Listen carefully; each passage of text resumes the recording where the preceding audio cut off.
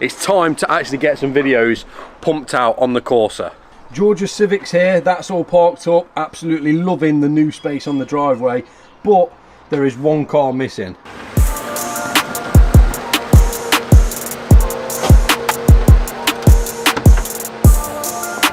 And that's the Corsa. First things first, ignore how dirty the driveway is. We are actually getting the whole driveway redone on the 27th. This tree's being removed, all the moss and weeds and everything on the driveway getting removed, and it's gonna look perfectly brand new. But for those that missed the video, I purchased this Vauxhall Corsa as a daily and as well as a bit of a car that we can modify on the channel and kind of use as a first car and make some first car videos. Now, I've owned it for probably about a week and a half now, and while we're moving all the stuff into the new house, this car has not let us down once. It's actually really reliable. But before we start modifying it, there is a couple of bits that we need to do beforehand. The wing mirror on the passenger side seems to have come disconnected from the electrics, and when I'm driving it'll just flop around like this and there's nothing supporting it. That needs fixing because when I'm reversing I can't see what I'm doing, and also I can't see traffic coming off and on the motorway. But before I actually start repairing it, I want to introduce you to a little member of the family that we've kept a little bit quiet off YouTube. Say hello to Millie. Yeah, we've gone and got ourselves a little Shih Tzu. Her name's Millie, and you're definitely going to be seeing her on the channel more. Paul. Good girl. Right, let's quickly get this wing mirror sorted, and then there's no other place you can go to when you're wanting to modify a Vauxhall Corsa. I'm going to go to Halfords and see what we can buy for this car. The main thing I want for it is something that I put on my old Corsa D 3 or 4 years ago, which actually ended up being one of my most viewed videos. Alright, so I don't think I'm going to need any tools for this. I'm pretty sure you can just pop the glass off the back, I hope. There we go. Now, there should be some sort of mechanism in here that moves the mirror in and out. If I turn the car on and use these buttons here,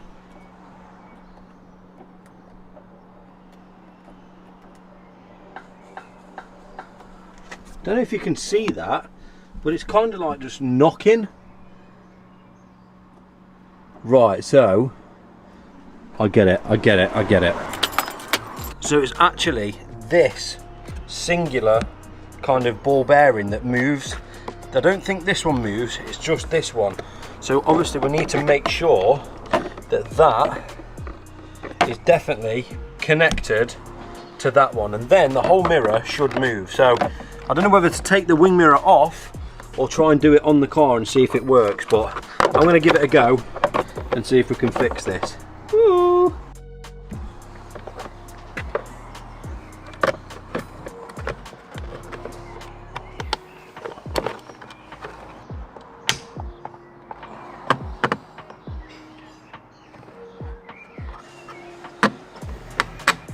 Okay, that feels a little bit more solid. Right, let's give that a go. If that works, I'll be well impressed. Let's see.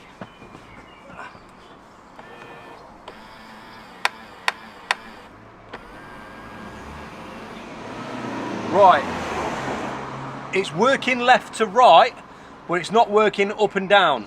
So there might be one more of them little nipple things that needs connecting.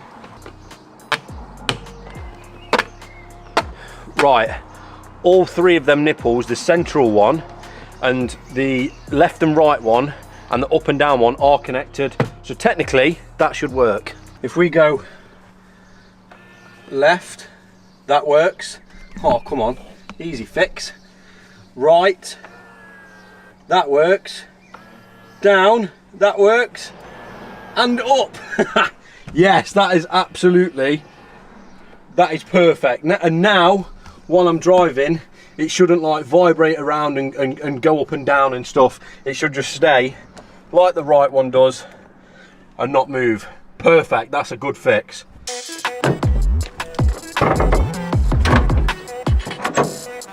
without further ado, I think it's time. Wait. That shouldn't be there. That should be there. I think it's time we actually try and get some performance out of the little 1.4 litre engine, because so far it's been super reliable and I don't really want to kill it. So let's get a modification that I bought ages ago that I was never going to make a video on from Halfords, that ended up being one of my most viral videos. So what did you say? Subscribe to the channel. They say subscribe to the channel because Jesse's sorted his stuff out and he's now actually going to be filming decent videos. Yeah?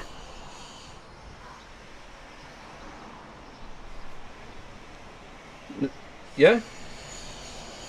Oh! Yeah! let's head to Halfords.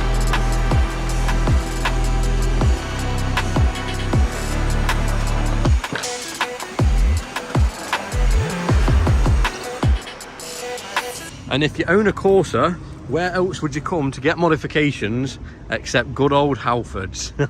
Let's go see what they've got. So the plan of action is to find as many modifications for the Corsa as I can in Halfords. And I think...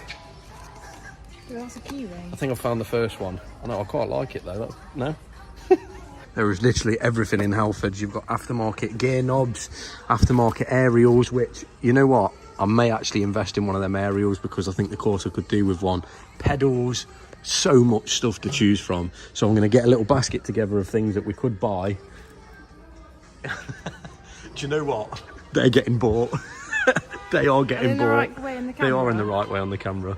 Yeah, we're going to get a little basket together of things that we can buy for your first car. Buy it and we'll show you what we get. Shall I? Yeah, great idea.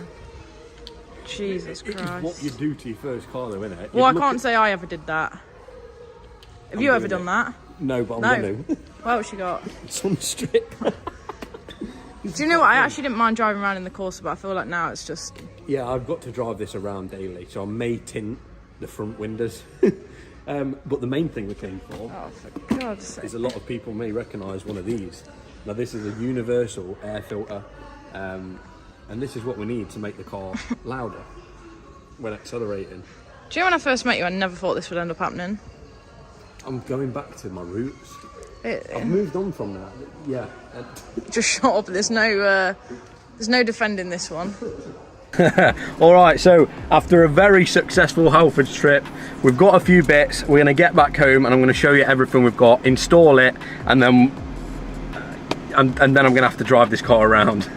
But on the way home, I'm going to give you a little sound comparison of what difference the air filter will make, because if I remember right, when I did this to my Corsa D, it made a huge difference. So let's head home and we'll show you what we've got. Okay, we're going to do a little second gear pull so you can kind of see how much noise it doesn't make and how slow it actually is. Right, second gear, 35 miles per hour, 4,500 RPM.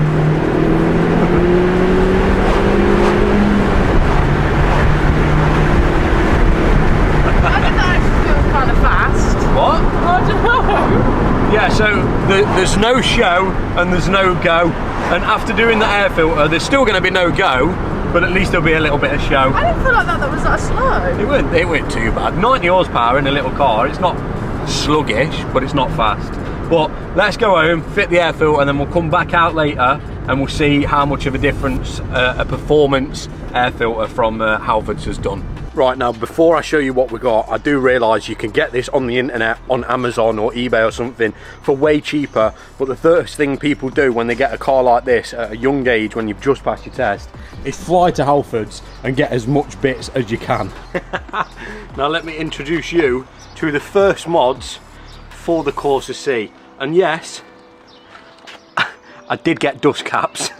And they cost me £6. So here is everything we got, and yes, I did pay £10 for a sunstrip just for the video's sake, instead of just getting it from a vinyl shop and it costing me probably 50p. We've got a J and a 3 because why not? We've got some black valve caps, these are called, they're just dust caps. Oh, I can't believe I actually bought this, but we've got tyre writing. I don't know what I'm going to write. Maybe it's probably not worth showing off the fact that I've got absolute budgets, but I can't believe I'm doing this. But we're going to be putting the tyre writing on the Corsa. And then last but not least, we have the universal air filter. I can't wait to get this on because this is what I did to my Corsa D back in the day, and I can't believe how many of you guys ended up watching that video and coming to this channel from that video. So we're going to remake it with this car here. All right, let's start as we mean to go on and start off with the dust caps. These are just literally black dust caps. You could most likely get these on eBay for literally £1, but for some reason Halfords decided to charge, I think these were £6.99 or £5.99, don't ask me why, but we're gonna get them on because this is what you do when you buy your first car.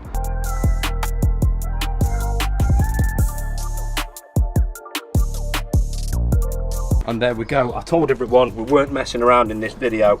Look at them beauties. If that doesn't scream I've just passed my test, I don't know what does. Now, I really want to put tyre writing on this car.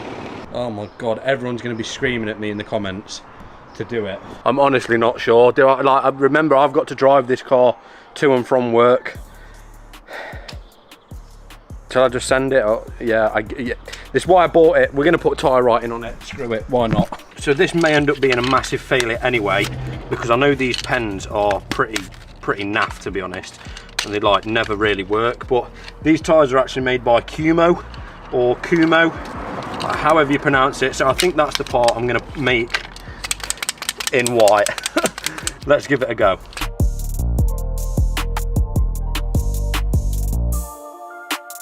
This is proper questionable what I'm doing, but I'm going to do it and then show you what it looks like, because I hope this comes off. I'm going to be honest, I can't carry on. I actually can't carry on. It's almost criminal to carry on. Look how bad that looks. That looks so stupid. There's no way I'm going to do that. No, I'm sorry, but it's not even like it says Michelin or Pirelli or like Nankang or something like that. It says Kumo to literally represent that I can't afford amazing tyres for this car. That's enough for that. I think we should just do the air filter. So what we're going to be changing is the air box / air filter that actually sits inside this air box. So allegedly what happens is air kind of comes through your grille, it goes into this intake pipe here, into the air filter, that filters the air, goes into your intake or throttle body, into the engine, and it makes its way through there, then out the exhaust. So what we're going to be doing is changing out the air filter from an enclosed panel filter like we've got here to this universal performance air filter. I can't believe I'm doing this again. I'm hoping we've got the right adapters, because this is obviously going to need a few step downs to make it fit with that tiny little intake pipe there. That one looks like the one we're most likely going to be needing. So this is literally all you get in the box, just your air filter, which in all fairness I had it on my Corsa D and it never really gave me any issues. So you get your air filter, a few adapters, and they actually do provide a Jubilee clamp as well, so you can just bolt this pretty much to any car. And just like 3 or 4 years ago, let's get the standard airbox off and replace it with the performance filter.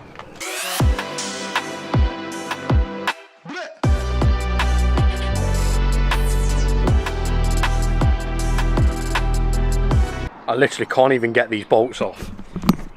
These 2 bolts are completely rusted on, and I can't even get like a head in the screw to even try and get them out. So I'm gonna have to try the old school method and just bang a flathead into them and hopefully be able to get enough to grip them and take them off. Hopefully that works.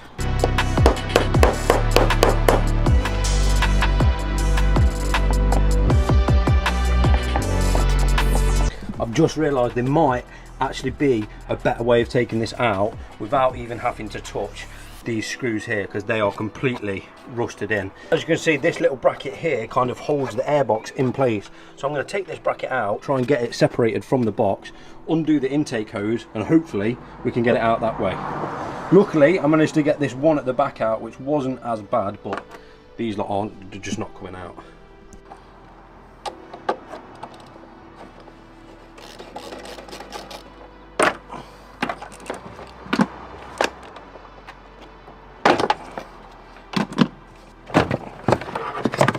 Yes! Yes! Oh, thank God for that. I thought we were going to have a big job on our hands trying to drill out a load of holes. Now it's all... I don't have a clue where that's from.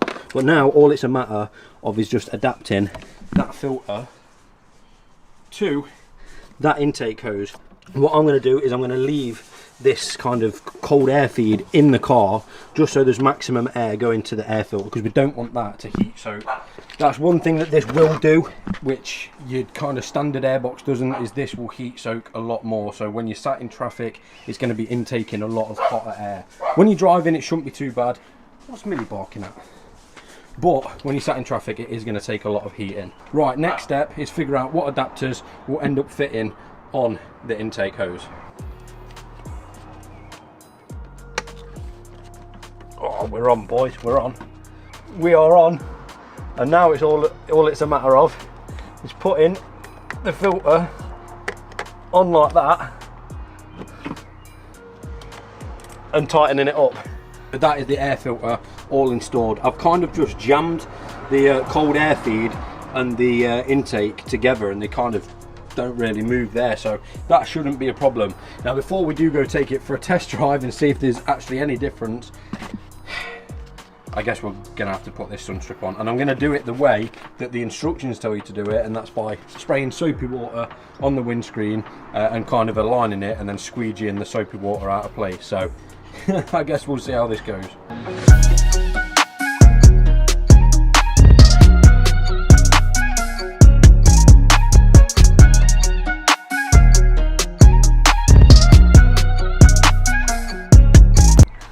Now, don't get me wrong, it's a little rough around the edges, but for the first ever sun strip that I've installed completely on my own, I don't think that is too bad. Like I say, the edges are a bit rough because, I'll be honest, I haven't even got a Stanley blade. We've just moved into the house at the weekend and I haven't even got a Stanley blade, so I had to trim it with scissors, I know, but I don't think I've done too bad of a job. I'm pretty sure all the soapy water is out of it. There is no air bubbles whatsoever. I think, as long as it don't come flying off down the motorway, that is a success.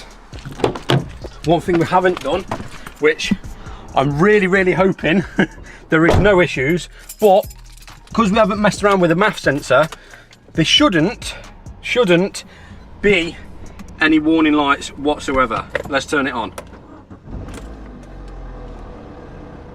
All the lights have gone off. EPS has gone off. I think we're all good. Let's get home and let's jump on eBay and see how many things we can buy to modify this Corsa C.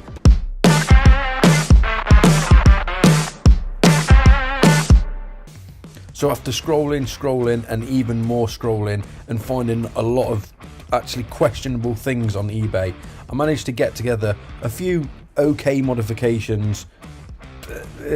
Yeah, I'm not sure actually how these are gonna turn out, but I guess I'll just show you what I got. So it's now been about a week since I filmed that intro and since I ordered everything on eBay, and do you want to know how many things have actually turned up? Literally 5 things. We're still going to install them, but this just, I ordered like so many things and they just haven't turned up. It's so annoying, and today I'm off work and I can film and that's all we've got. But either way, we're going to install them on the car, and we're going to have to find something else to do for the end of this video, because that honestly is just not enough. It might have been probably 5 years ago when I had the Corsa D, but it's not enough to make a full video now. The only problem with everything taking like a week to arrive, well, the things that have, is the car is now absolutely filthy.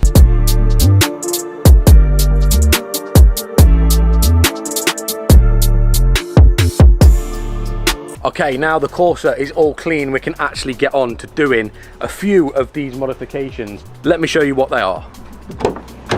Okay, so number one is actually a gear gator. Now, I was looking in the interior and I thought, what does this car need? I noticed that the gear gator has gone a little bit crappy. So I think this was quite literally a couple of quid off eBay. So I thought we'd just replace it. So to get the old gator off without taking the gear knob off, I simply just got some pliers and chopped away at the old gator, and eventually it did come off.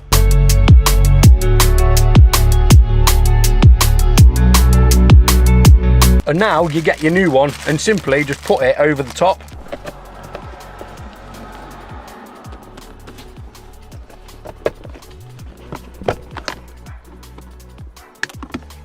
Boom, one gear gator installed, and it actually fits amazing for an wait.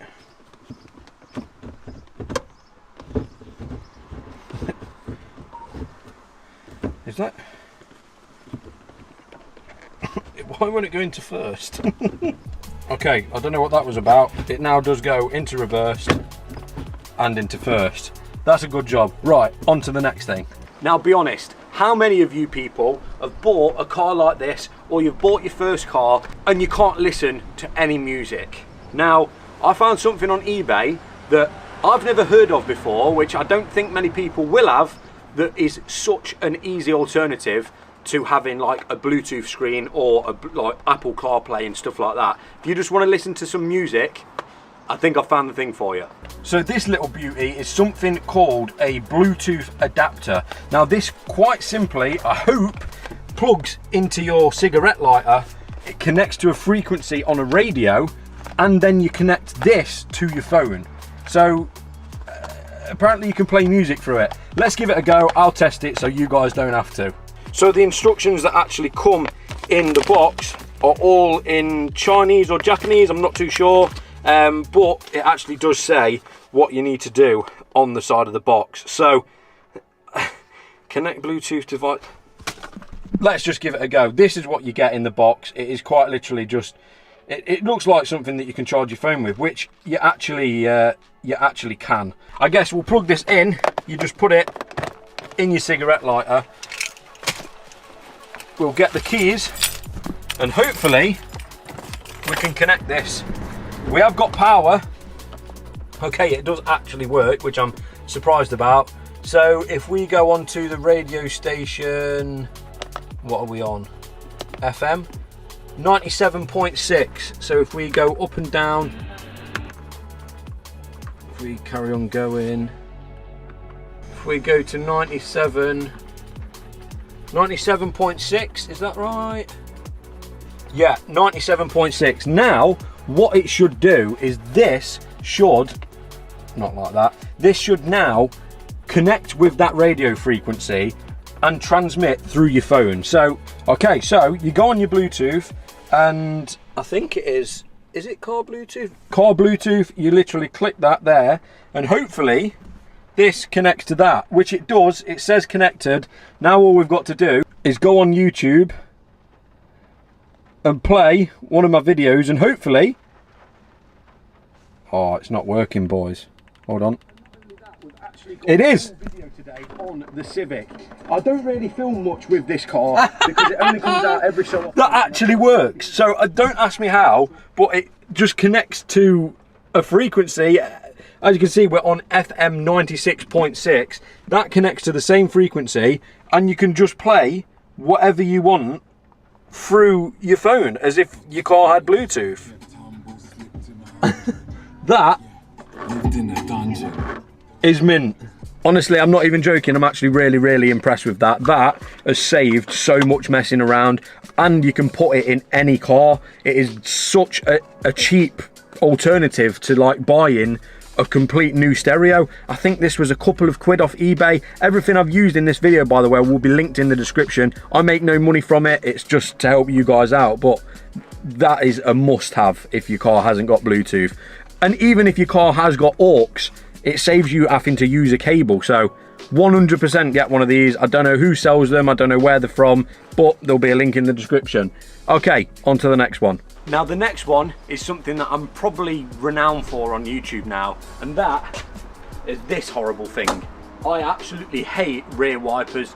This car doesn't even come with one from standard. A lot of cars nowadays don't even come with a rear wiper. So I don't see why a car like this would need it. So I went on eBay and I ordered literally a little bung as a wiper delete. And it goes in the window and it just deletes the wiper. So let's get it off. So to get the wiper off, you want to start by unscrewing all the bolts on the inside of the boot. There's 4 bolts, 2 in the handle and 2 holding the plastic to the actual boot lid.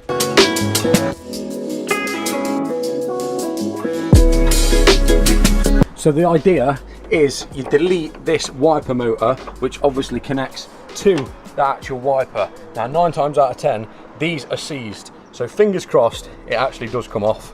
And you guessed it, it's completely seized on. There is no chance that is coming off.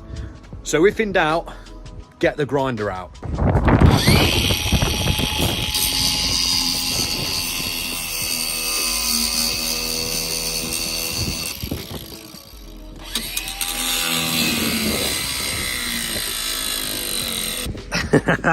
Yes, finally it came off. Yes.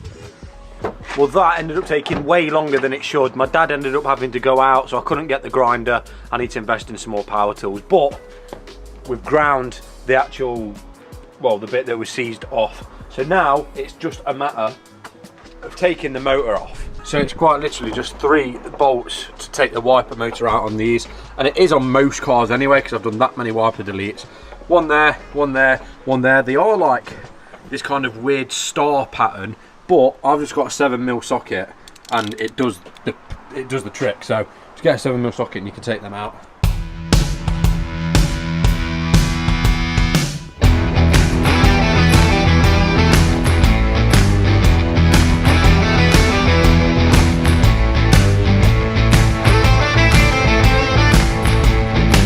Okay, so all I've done here is cut away this plastic little clip that holds in all the wires, because obviously I want to keep the heated window on the back. So I've just cut that away. I've tucked the plug for the wiper motor up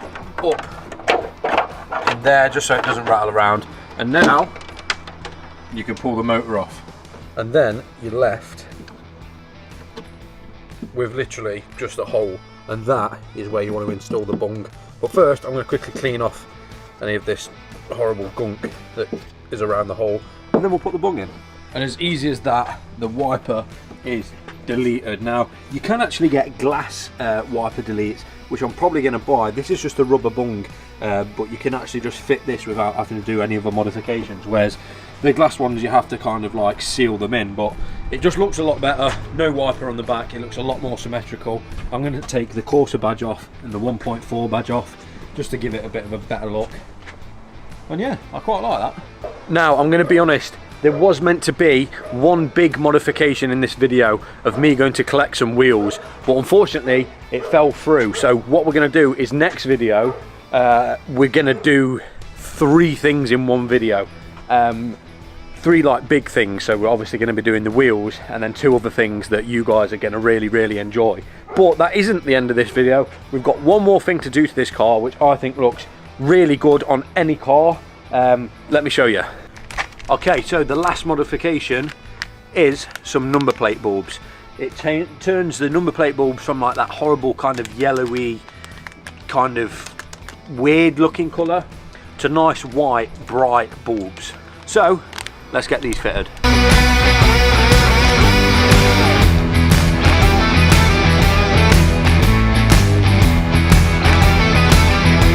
Okay, that's one of them installed. The left one is the new one and the right one is the old one. Now there is a certain way these go in. They can either go in left or right kind of thing, so they may not work if you put them in first. Just try it the other way and it should work. So let's turn them on, compare them to each other.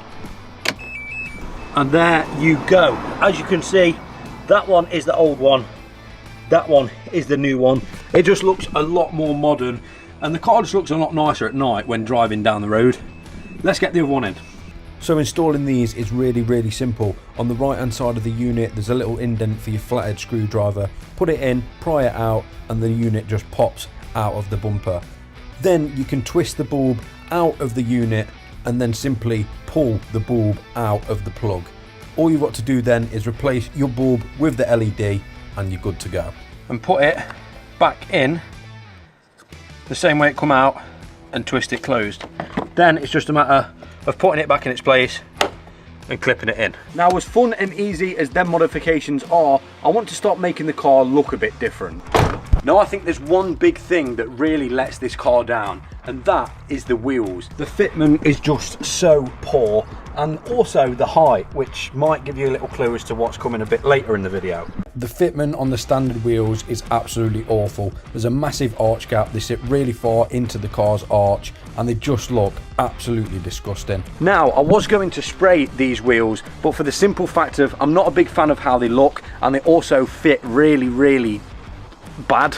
I've decided to buy some new ones. So I put a story on my Instagram account asking if anyone had some wheels, and one of you actually did. For as little as £100. Now, don't get me wrong, for £100 and how good they do look, there is gonna be some issues, and we are gonna actually have to do our own modifications to the wheels. I think one of the tyres needs replacing, but they're not in too bad a condition.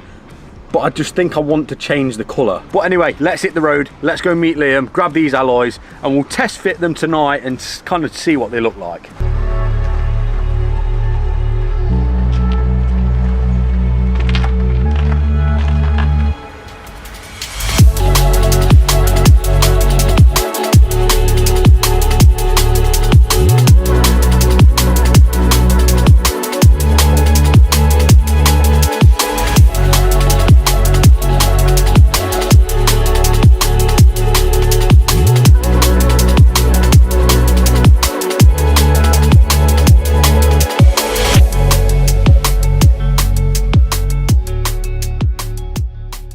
We have secured the wheels.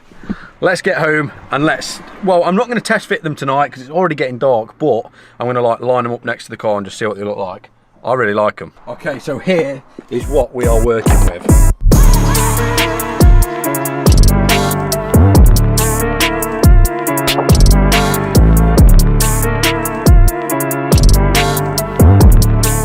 We have got some TSW wheels for the Corsa C, and I really like the style of this wheel, of these wheels. I think they'll really suit it.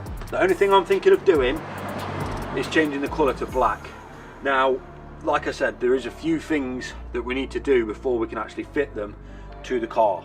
Now, apart from them just needing a little bit of a wipe down, the actual face of the wheels is in fairly good condition. There's only a tiny little bit of curbing, and the centre caps are all there as well. The only problem is I think one of the tyres has got a bulge in it, and a couple of the others may have cracks in it. Actually, we're in luck. The tyre that's got pretty much the majority of the cracking in it is the one with a bulge. As you can see just there's like a little bulge in the tyre, and obviously that is definitely not going to be able to be driven on the road. The good thing is they are already balanced. The only thing we're going to need for these alloys to fit them to the Corsa is new spigot rings, and the only way to figure out which ones we need is by measuring. And also get this tyre changed, but the rest of the tyres are actually in decent condition. They've got quite a lot of tread left on them, so they can pretty much go straight on the car. So with a quick search on Google, it was pretty easy to find out the centre bore size for the Corsa C. And now all we've got to do is get a tape measure and measure what size the centre bore is on these wheels. And to do this, I thought I'd fly around to my dad's house because he's got the tool that allows you to measure the inside parameters of an object. What's this called, Dad? I haven't got a clue. You not got a clue? I don't know what it's called. It's Espanol. Oh, it's in Spanish? See. Whatever one of them is, someone will know in the comment section below. So what we want to do is be measuring the inside where the wheel will sit to the hub. I ain't got one of these tools, you had one, so I've brought the wheel with me. Battery's flat. Oh. Now, as easy as that may have seemed, obviously nothing ever goes to plan when it comes to cars. So after all that, we've got to resort back to the tape measure method, because what shows why, Dad? Well, you can't get in with the wheel, isn't it? You actually can't get in the wheel to measure it. Right, never mind. Back to the old-fashioned way. Could have done that. But then we thought the obvious thing to do was to measure the outside parameter of the spigot ring, and that would give us the inside diameter of the actual wheel. Okay, there's only one thing left to do now, and that is get the tyre size, which is 195 50 15. Obviously we need to get the tyre off that's got the bulge in it, get the spigot rings, then we can actually fit them to the car, so we need to order them. And just like that, big thank you to ETS. I've got, well, I didn't go for just one, I thought I'd buy two, so obviously the corners match each other. Same exact size as what's on it, which is 195 50 15. We've got some Toyos. I know the Corsa is getting treated to some Toyo tyres. 195 50 15 Toyo. What are these? Toyo Proxies. Toyo Proxies TR1s. So we're going to quickly fly to see my mate Craig, who has now switched places, and he's going to get these chucked on for me.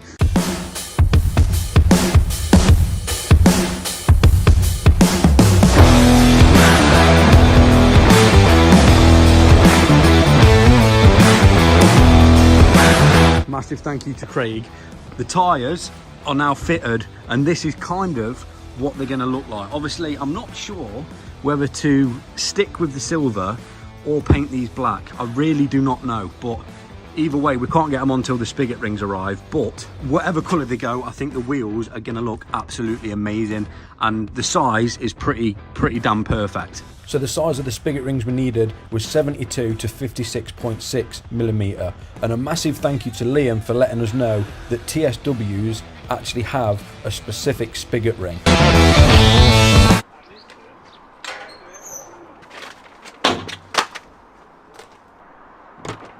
Are you, mate? Oh. Yeah, cheers, dickhead. So with a bit of luck, this is the spigot rings, and we can actually change the wheels tonight. I was not expecting these to come till Monday, but luckily they are the spigot rings and we can change the wheels. The only thing I haven't got, which I've managed to lose while moving house, is a breaker bar. So I've got to quickly fly to Halfords, buy a breaker bar, come back, get the car jacked up, and then we can change the wheels. I think what's best to do is give them a little wipe down, put some tyre shine on them, and just see what they're going to look like on the car in silver. I have started to become a bit of a fan of silver wheels, so hopefully they look good and it saves me spraying them. Right, let's head to Halfords. One breaker bar secured. Alright, one breaker bar acquired. We can finally, this has been nearly a 3-day process because I've been working, we can finally get the wheels on. Now the big moment of truth is, will the spigot rings fit? So I'm hoping that we can kind of find half of that out by fitting one of them to the wheel and making sure they actually fit the wheels, and then it's just a matter of when we get the old wheels off, see if it does fit to the hub. But fingers crossed these actually fit. Okay, moment of truth. Oh my god, I hope these fit.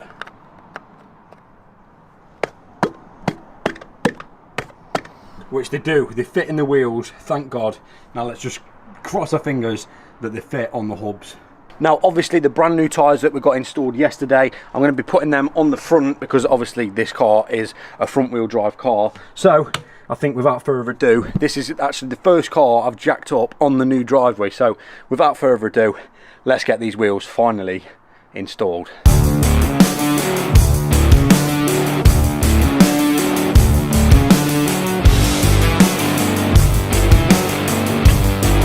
Yeah, definitely. Comparing them side by side, that tyre is a lot thicker than the originals. And I've just noticed these are actually, they're kind of all-season tyres, so that's probably why there's been quite a lot of noise inside the car. But let's actually see if one of these wheels fits with the new spigot rings. We're on. We're on.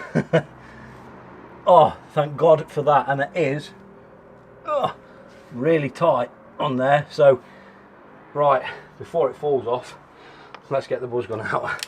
They actually do fit. I was getting a little bit worried then, but they are fully on. Right,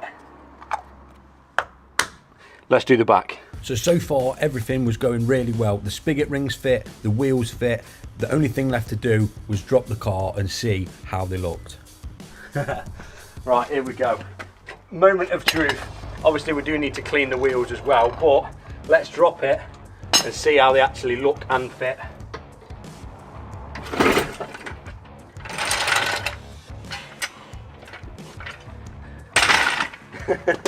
They actually look really good.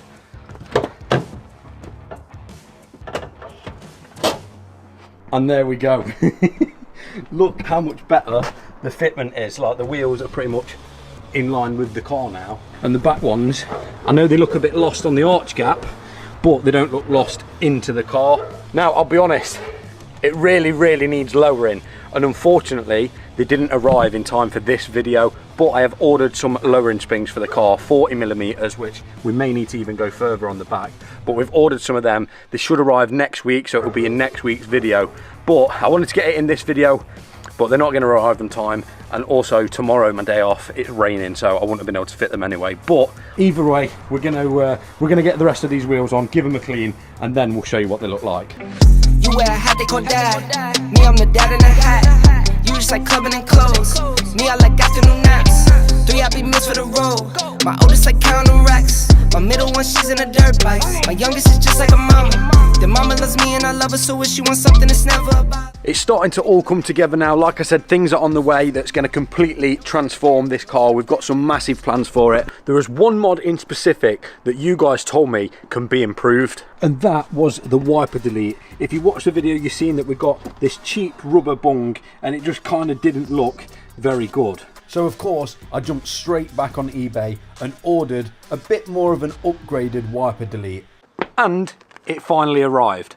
Let's get it installed. So with this wiper delete kit, you actually get the bung and also some silicone to hold it in place. Now, although these aren't as easy as just putting a rubber bung in place, the little bit of extra work does make it look a lot better. So to install this wiper delete kit, all you have to do is take off the rear boot plastic, then spread the silicone around the outside of your new glass bung and simply push it into the hole.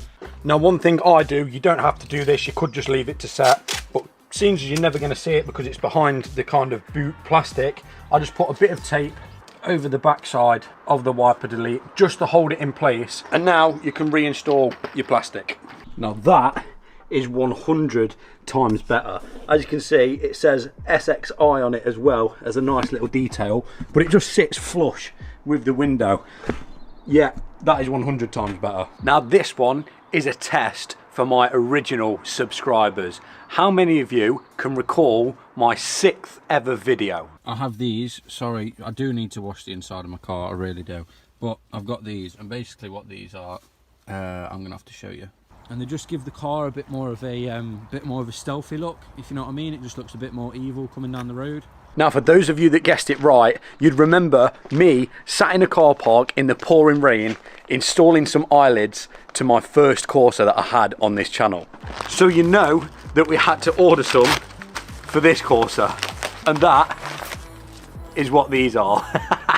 Now, if you don't know what eyelids are, they're a very popular mod. Probably about 3 or 4 years ago, pretty much every car had a set of eyelids on them. And I thought, what more of a perfect car than to bring back the trend. So these are such a simple but effective mod. You quite literally just put double-sided tape on the back and you stick them to the top of your lights to pretty much make eyelids, and it makes the headlights just look a lot more kind of squint and aggressive.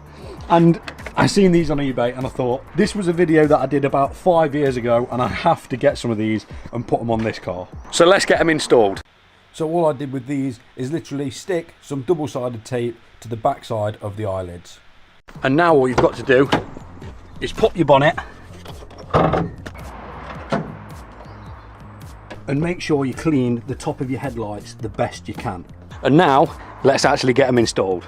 So all you've got to do is line them up and literally stick them on.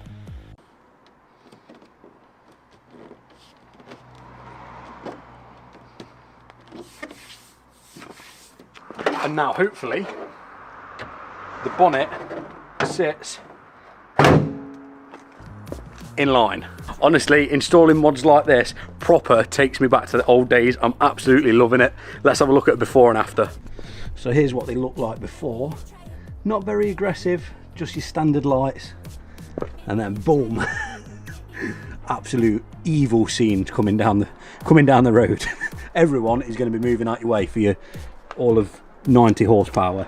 Right, let's do the other one. And that is the eyelids installed. Now, in all seriousness, for as cheap and easy as these are to install, I actually do think they're a pretty decent modification. So one thing this car has been seriously needing since we put the wheels on is lowering. This arch gap, literally, is not going to cut it for me. It's not actually too bad on the front, but when you come to the back, yeah, it's not looking good at all. And that's the reason we ordered some lowering springs.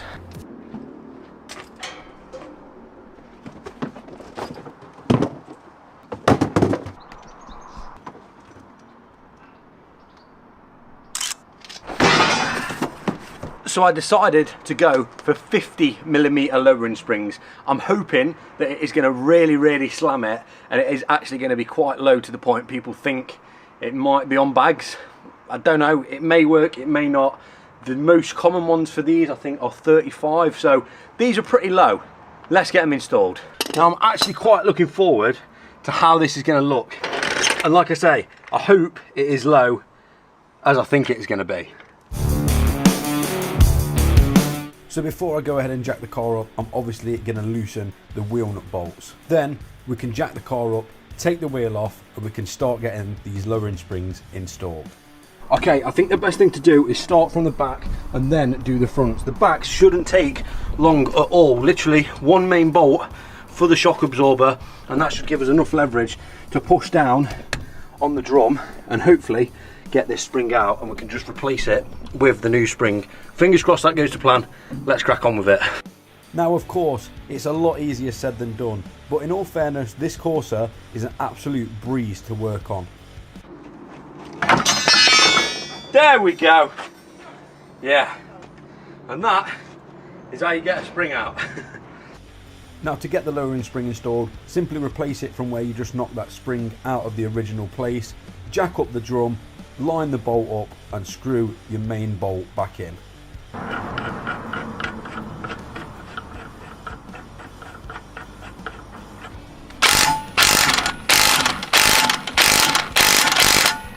Let's drop it and see what the rears look like. I'm not going to obviously show you the full car. We're going to get the fronts done, and then we're going to go take it out and show you what the whole thing looks like as one. I'm hoping it's as low as I think it is.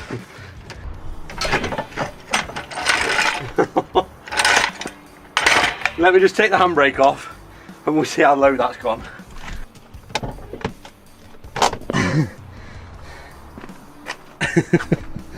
Yes, that is perfect. That's not like too low, but it's also exactly where I want it to be. Yes, they are the perfect size for this car. 50mm springs is the perfect size.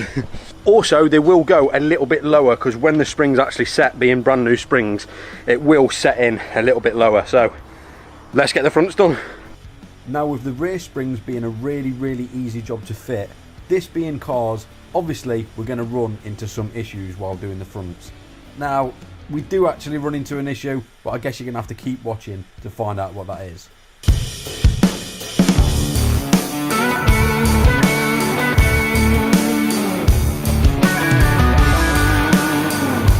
So the fronts are a little bit more confusing. We've got the tie rod end, we've got a drop link, we've got obviously the strut, and the spring is actually up here. So this is all kind of one unit.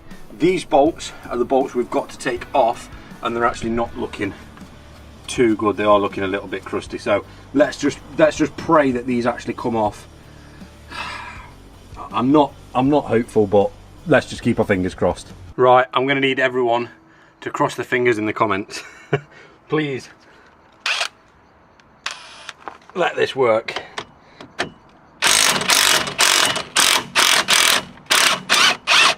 There's one. Come on.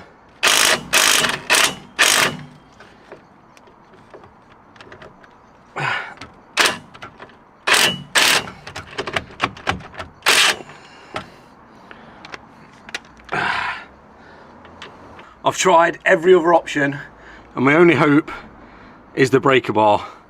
Please. Yes. Please tell me that didn't snap. Tell me that didn't snap. Come on. Come on. Yes! Yes! Oh, the good old Corsa. The good old Corsa. So you're probably thinking, so far, so good. Well, here's where it starts to go a bit pear-shaped. Now, all we have to do is take the drop link off, take the track rod end off, and hopefully we can drop the shock absorber. Obviously, there's the 2 bolts under the bonnet holding the top of the strut in. And then it should be out. And that's where it all went wrong. The rear part of the drop link where you put your spanner had completely rounded off, so I could not get no leverage on the socket or the buzz gun to get the drop link off. Alright, we've hit a bit of a problem. The drop link's not coming off. Don't ask me why, but it's just completely like rounded back here. So the spanner's just spinning on it, and then the bolt's seized in there. It just won't come out. So we've got to order some drop links, but obviously everywhere's closed now. It's so frustrating, but I'm going to strip all this apart as much as I can and maybe go and start on the other side while I can. Hopefully get the drop links tomorrow and we can finish this job before the weekend so I can get this video out on Sunday. If in doubt, get the grinder out. Now, I've ordered some drop links, but I can't get them till tomorrow. I'm at work till 4:30, so this is going to be a big rush. Hopefully I can get both shock absorbers off both sides, get the springs changed, and then all I've got to do tomorrow is literally put the new drop links on. Let's get them off.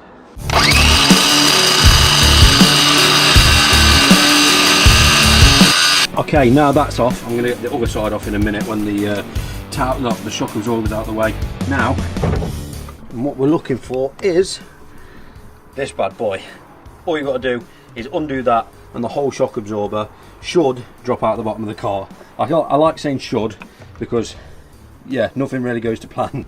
I forgot to click record, but the shock absorber is out. It was literally just buzzed that bolt off the top and it all fell through. All we've got to do now is compress this spring and buzz the top mount off, and then we can replace it with the lowering spring. Now, because I didn't actually have any spring clamps, I went round to my dad's to borrow some straps just to make sure that the spring didn't ping off when we undo this nut. We managed to get the spring off luckily, and it didn't ping and hurt anyone, so now it's just a matter of getting the lowering spring on and bolting everything all back up. It's getting dark though, so I'm in a bit of a rush. So now all I've got to do is just put everything in reverse order back together and use the buzz gun to push the spring back into place.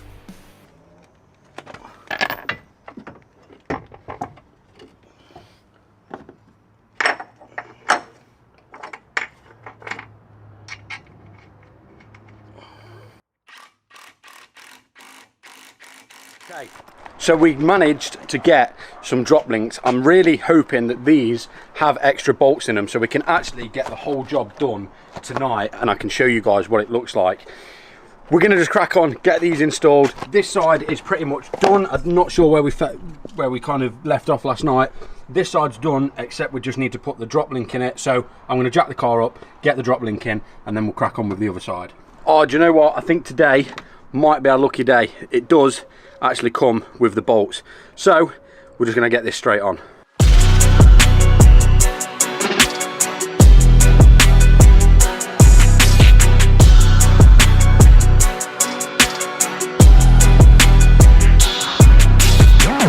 Okay, so the fronts on these Corsa Cs are actually really easy. You've got two main bolts here holding the actual strut in. Then you've got the drop link. I'm either going to have to grind that off or it'll actually come off. And then at the top you've got the main top mount bolt. Unbolt that and the whole strut comes out. Right, let's get busy. Right, please come off.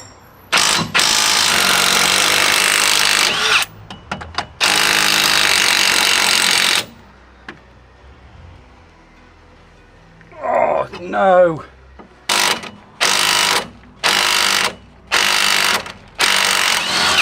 Oh! It's come off. Huh. This side's actually come off. No way.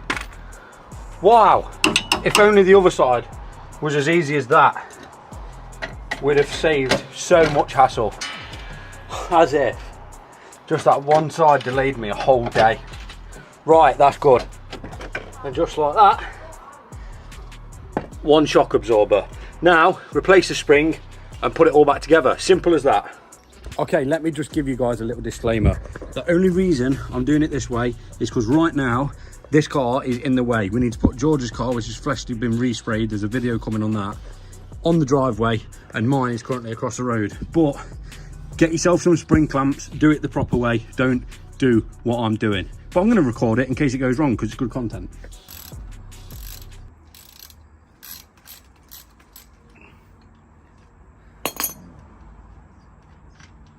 Bingo.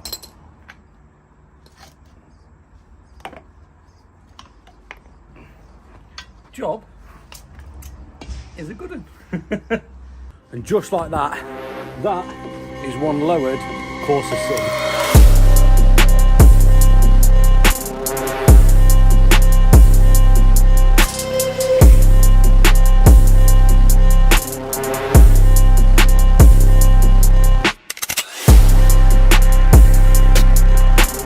Now, as fun and entertaining as doing all these modifications are, if we don't look after the car, it ain't gonna look after us. So one thing that is long overdue is a service, and that is exactly where we're going to start this video. Now don't worry, we're not just going to be servicing the car, we've got a few more modifications to add to the Corsa before we've got a massive announcement about this car. You guys have absolutely been loving the videos that I've been making on this car. I don't get it, but I just want to say a massive thank you to everyone that's supporting the videos. They're doing numbers that I've not even heard of for a good few years, so I'm really glad you guys are enjoying it. But I'm going to do that typical YouTuber thing where I say you've got to wait till the end of the video to hear the huge announcement.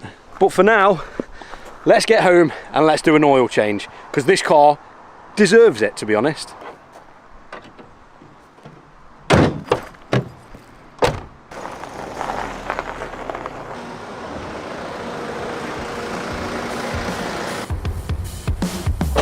Now before I get busy and jack the car up, I know that the oil filters on these cars can be very tough to get off, and I don't think I have a big enough socket. So what I'm going to do is just make sure that I can definitely get the oil filter off before I start draining the oil and jacking the car up.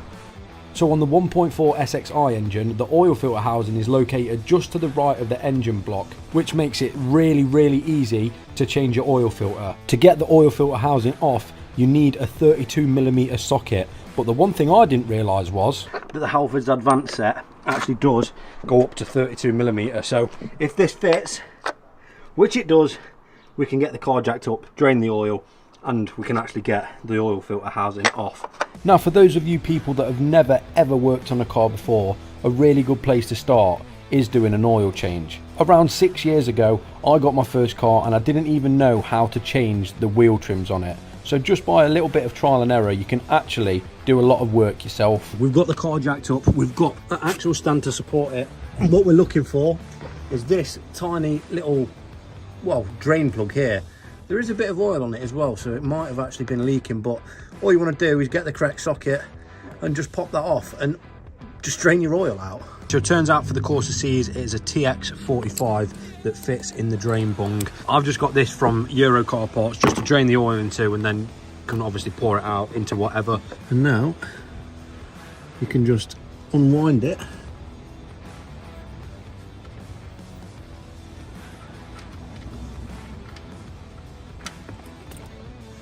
Just give it a little nip and that's it. Oil is drained.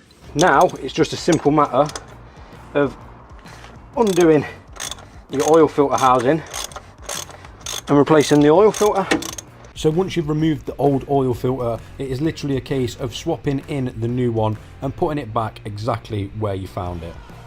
And changing the O-ring on the housing. And then to put the housing all back together, all I do is get it hand tight and then do about half a turn just to make sure it's snug. So with a quick search on Google, you can find out how many litres the engine in your car takes. Then once you've found that out, it's just a matter of filling that many litres back into the engine with your brand new oil. And that is how you change your oil. Now I thought I'd just go the extra mile and chuck some nice NGK spark plugs in it, because I feel like this car just deserves the best. So spark plugs are dead easy to change. We're going to quickly get these done now. So changing the spark plugs on a car is a really easy way of starting to learn how to work on a car yourself. It is a matter of just taking the coil pack off the top of the engine, and that will reveal 4 spark plugs underneath.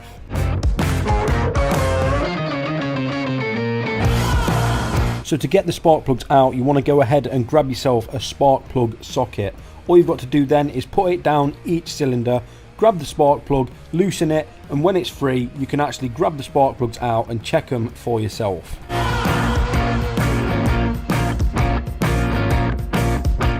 Now all you've got to do is do everything in reverse order, but just remember to put some copper grease on the actual threads of your new spark plugs, just to make sure that they don't seize in the cylinders and they're nice and easy to get back out when you come to service your car next time. And that is how you service your car. Now we can actually get onto modifying the Corsa C. Now like I said at the start of this video, I've got a huge announcement, and it is going to correlate to one of the modifications we're doing in this video.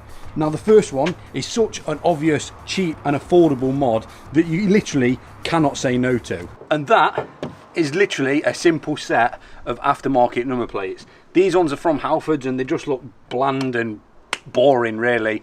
So you already know where we got our plates from. Reg Plate King. So Reg Plate King is a massive sponsor of this channel, and if you do want to go ahead and get yourself some number plates, the links will be down in the description below and the discount code will be on the screen. Let's get them installed. You wear a hat, they gon' die. Me, I'm the dad in a hat. You just like clubbing and clothes. Me, I like afternoon nap. Now I don't care what anyone says, a nice fresh set of number plates makes the biggest difference. You could chuck a fresh set of number plates on an absolutely battered car and it'd make it look 50 times better, guaranteed. The back one looks absolutely amazing, especially with aftermarket LED number plate bulbs, spot on. Now I'll be honest, I had a pretty big modification and it was meant to arrive today, and this is what I got on my phone. So I was really counting on this modification to actually arrive, and I get this on my phone saying delivery attempted, there was a problem with the delivery of your parcel, pretty much saying that they couldn't gain access to the property. Now I can only imagine the scenario when something a little bit like this.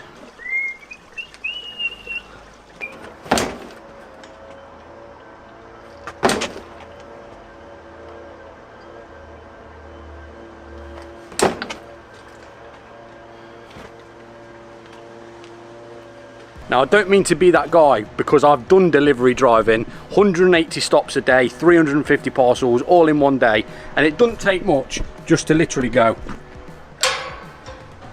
and put it on the doorstep. But I guess some you win, some you lose. We'll just have to see if it turns up. Hopefully it does. Luckily, I've got something else planned for this car that is going to correlate to the next few videos coming up, the big plans for it. But for now, I've got something that I should have done ages ago. Let's see if you can guess. Yeah, the bulbs from 2006 aren't going to cut it anymore. So of course, I jumped back onto the good old eBay, found these ones for I think £22, so I'm hoping they're decent.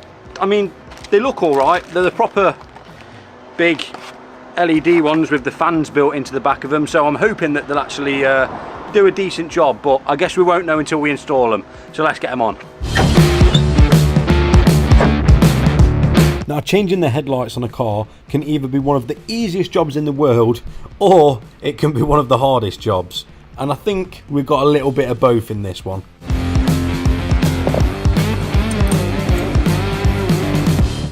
So the driver's side actually wasn't too bad. It was just a matter of remove and replace. And then all you've got to do is simply plug them in. Let's test the work. So here's a little before. It's got that like yellow orangey kind of tinge to it. And there's an after. 1,000 times better. The kit also came with the side lights as well, so let's quickly get them changed.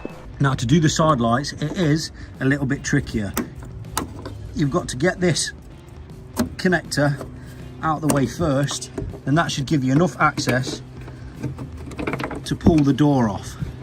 Okay, never mind. There's actually not enough clearance to get this door out because of the because the actual bulb is in the way. So I'm going to loosen the lamp off. I'm going to loosen the headlight off, and hopefully that gives us enough room just to get that disc out to change that bulb. Now, if you're thinking it's a pain getting to the driver's side one, wait until we get over to the passenger side. Now, it is a little bit fiddly. You're looking, not this one, but that one. Do your best to get your fingers in there and try and get it out. This is going to be really fiddly, so I guess just do the best you can. Now, with a little bit of fiddling, we did manage to get the driver's side done, and they look 100 times better. We've got the all white iced out lights. They look sick. Now it's just a matter of doing it on this side and trying to get all the way down here, even though the fuse box is in the way.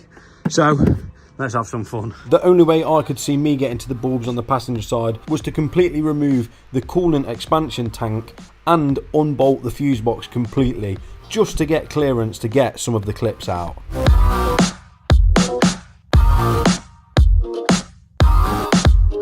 And even after doing all that, there still wasn't enough clearance. I honestly do not have a clue how people at the side of the road, if a bulb lets go, are going to be able to change it. This job was so fiddly, I nearly even gave up myself. This is absolutely nuts. So I've had to remove the coolant tank. I've had to remove the fuse box, which was an absolute nightmare to get out. I've had to literally remove so much stuff just to get access to all the way down here, and I still can't get my fingers round to somewhere down the back here to get to the side light. Vauxhall, really, I was enjoying it until you gave me this. Like, it should, for something that you could have to do at the side of the road, it should not be this difficult. That is insane. So I've managed to actually get the bulb out and plug the new one in. I'm just hoping, before I put it all back, yes, it does actually work. That was awful. That was not fun at all. Let's get it back together.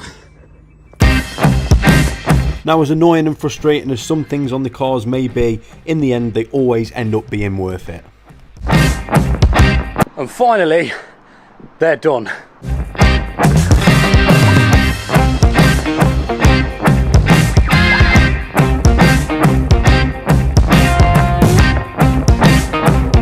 Now, before we get on to the next mod, I'm going to tell you guys the big announcement and what the future of this Corsa C is. Yeah, it's pretty nuts. So you're probably wondering what this big announcement is. Now, as you guys know, because you've all been watching the Corsa C series and seem to be absolutely loving it, I wanted to do something massive to this car so it can actually get the recognition it's deserved on the channel. And what better way to get a car recognition than to wrap the whole thing. Yeah, you heard that correct. I'm going to be wrapping the Corsa C myself.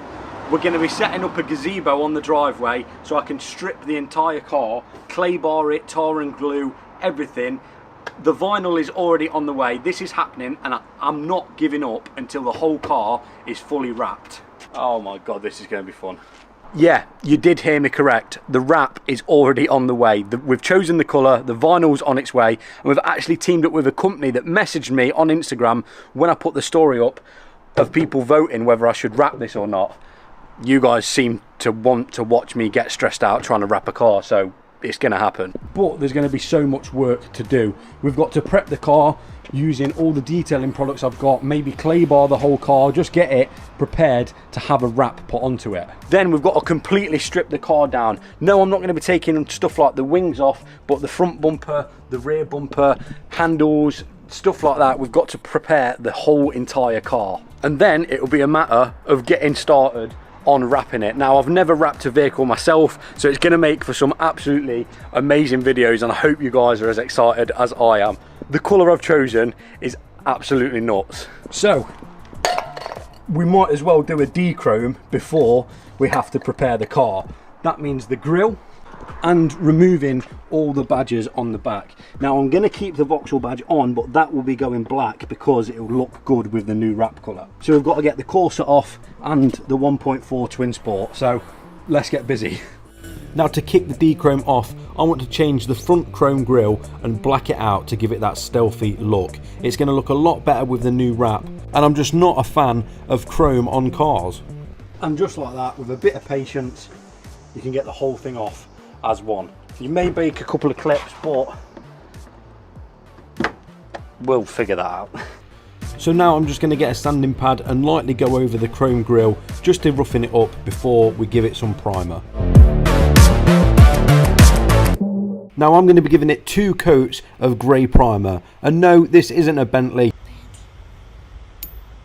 so we are going to be using rattle cans. It doesn't need to be perfect, as long as it just looks a little bit better than it did before.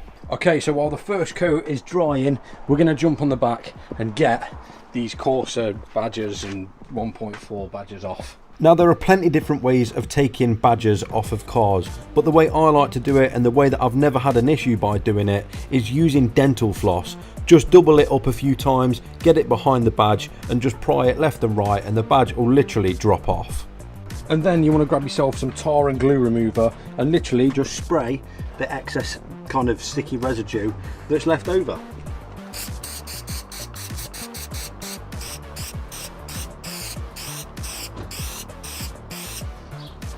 So after giving the grille 2 really thick coats of grey primer, now it's time to change this to gloss black.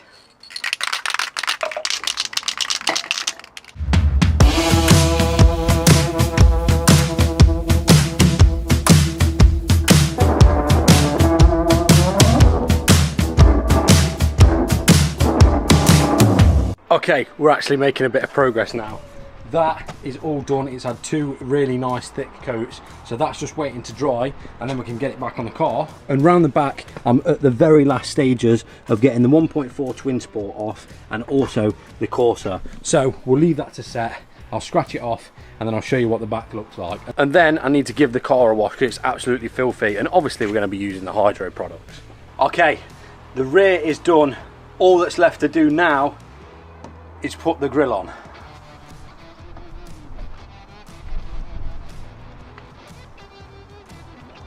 And that is a job well done.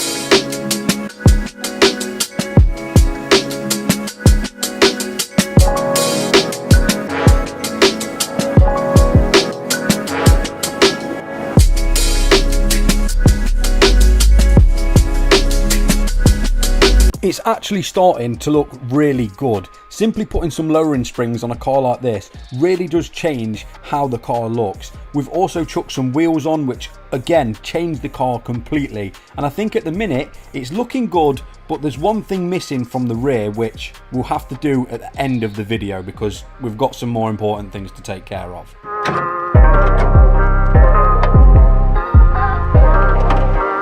Now, in the last video, I mentioned that if we don't look after the cars, they're not going to look after us. So we gave the car a full service, changed the spark plugs, changed the oil, we even changed the oil filter. But unfortunately, this car comes with one main issue, and that's that it has got a Vauxhall badge on the front.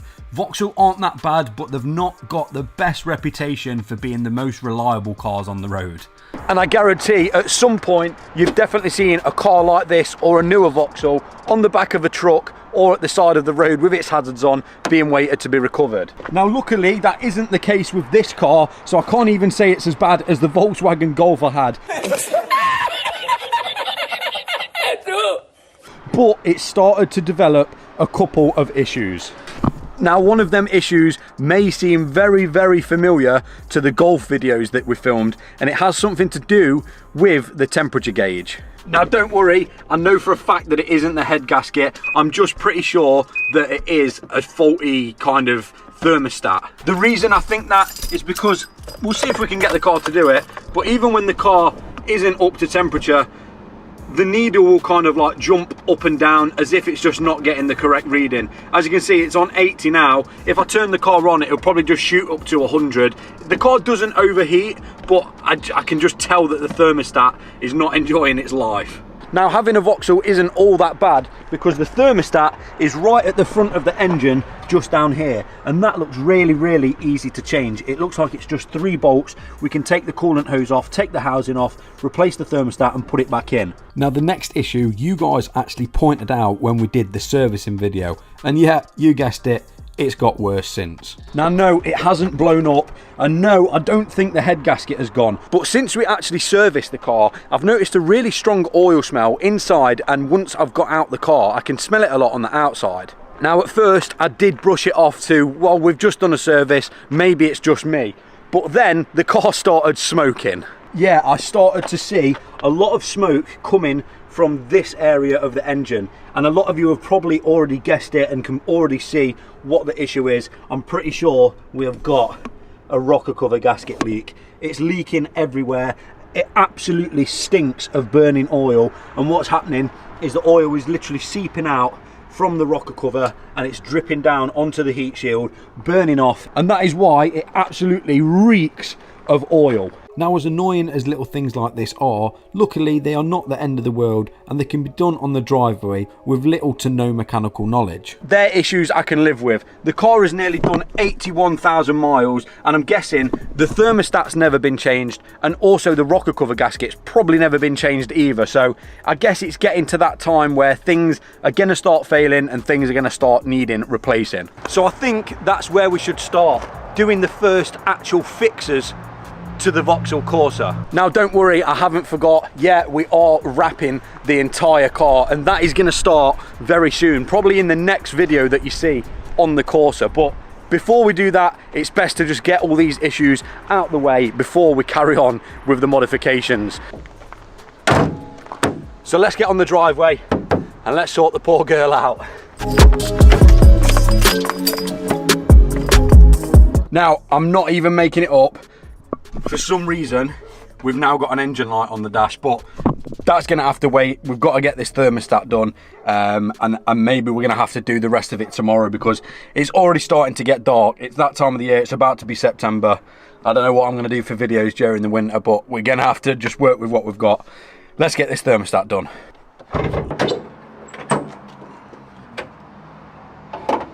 Now, as annoying as doing a few repairs may be, and I'd much rather be modifying the car, the little issues that this car has got aren't the end of the world. They're just little things, wear and tear as some people may call it, and I can live with that. And luckily for us, the thermostat is right at the front of the engine, held in by 3 bolts. This should only take 5 minutes.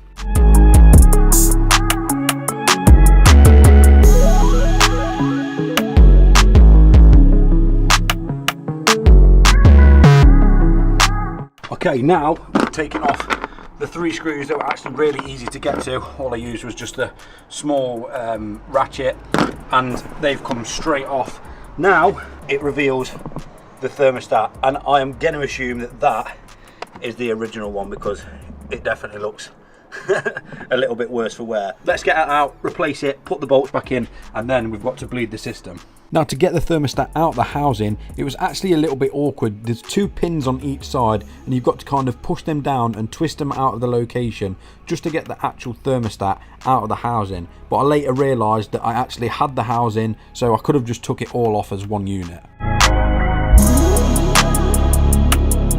Now, this is the one that we're going to be replacing it with. This is just from your local car parts shop. I did send Georgia to get this, so massive thank you to Georgia. She actually went and got it while I was at work. Absolute lifesaver. If it wasn't for her, I wouldn't have been able to get this done. But this one actually comes with a whole new housing, a new gasket and a new thermostat.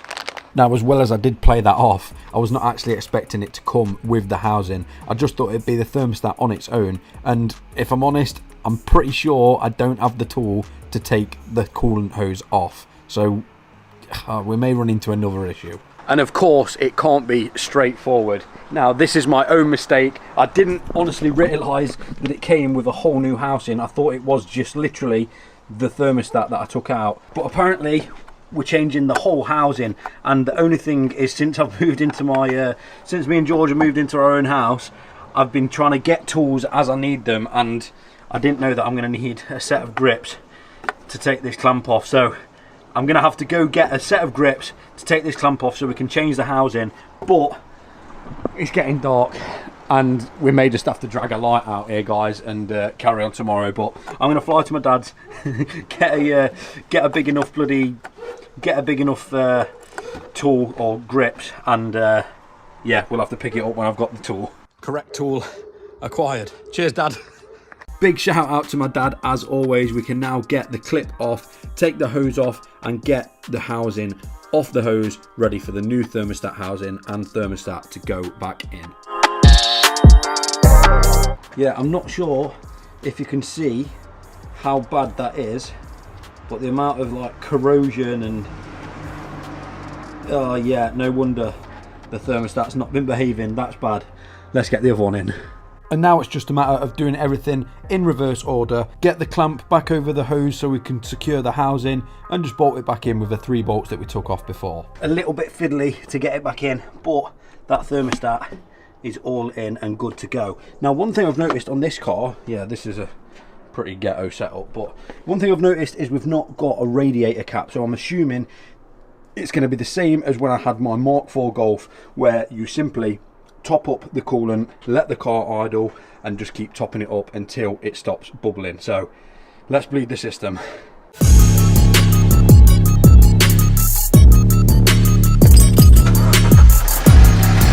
And while the car's idling, it's just good to keep an eye out on the coolant reservoir and just to check the thermostat housing, just to see if there's any leaks or anything that needs addressing before you go out and test the car. But unfortunately, after using the car for a few days, I soon started to realise that there was something not quite right since we changed the thermostat. Something is not right. That's not moving at all now.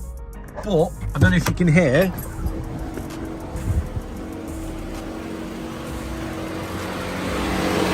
The fans are going like mad, as if the car is like overheating or something. So something's not right. And the car's not even up to temperature. The car's freezing cold, so I'm not sure what is going on. I think the best thing we can do at this point in time is just give it a complete coolant change, flush the radiator, and then bleed everything again. So I guess we'll just quickly do that. So I'm not sure if you can see, but all the way down, just down there, there's like a little kind of tap. And that pretty much just lets you drain the radiator. So I'm going to jack the car up, try and get access to that tap, and we're just going to drain all the coolant out of the system, because it's not looking the best anyway. It looks very, very brown and dirty. So I think it's just good practice just to do a full coolant change, and hopefully that'll fix the problem. If not, it could well be that the thermostat is faulty, because I have heard of that happening quite often. So I guess we'll just do some digging and find out.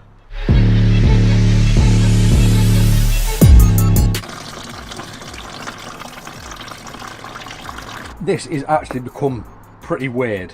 So I drained all the coolant, and then I was just filling the expansion tank up with water just to let it cycle through, make sure all the coolant's out, ready to put more coolant in. It started getting up to temperature, then it just started slowly going back down.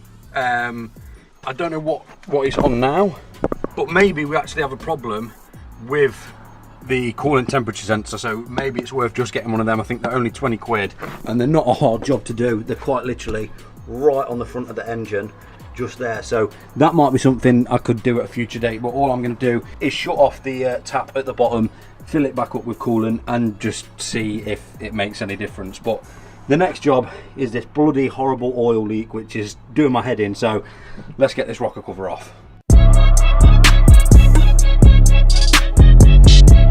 Now, getting the rocker cover off on this car was pretty simple. All I did was just take the coil pack out like we did when we changed the spark plugs, and then there's just a few bolts on top of the rocker cover and a few hoses that you need to pull off, and the whole thing just comes off as one.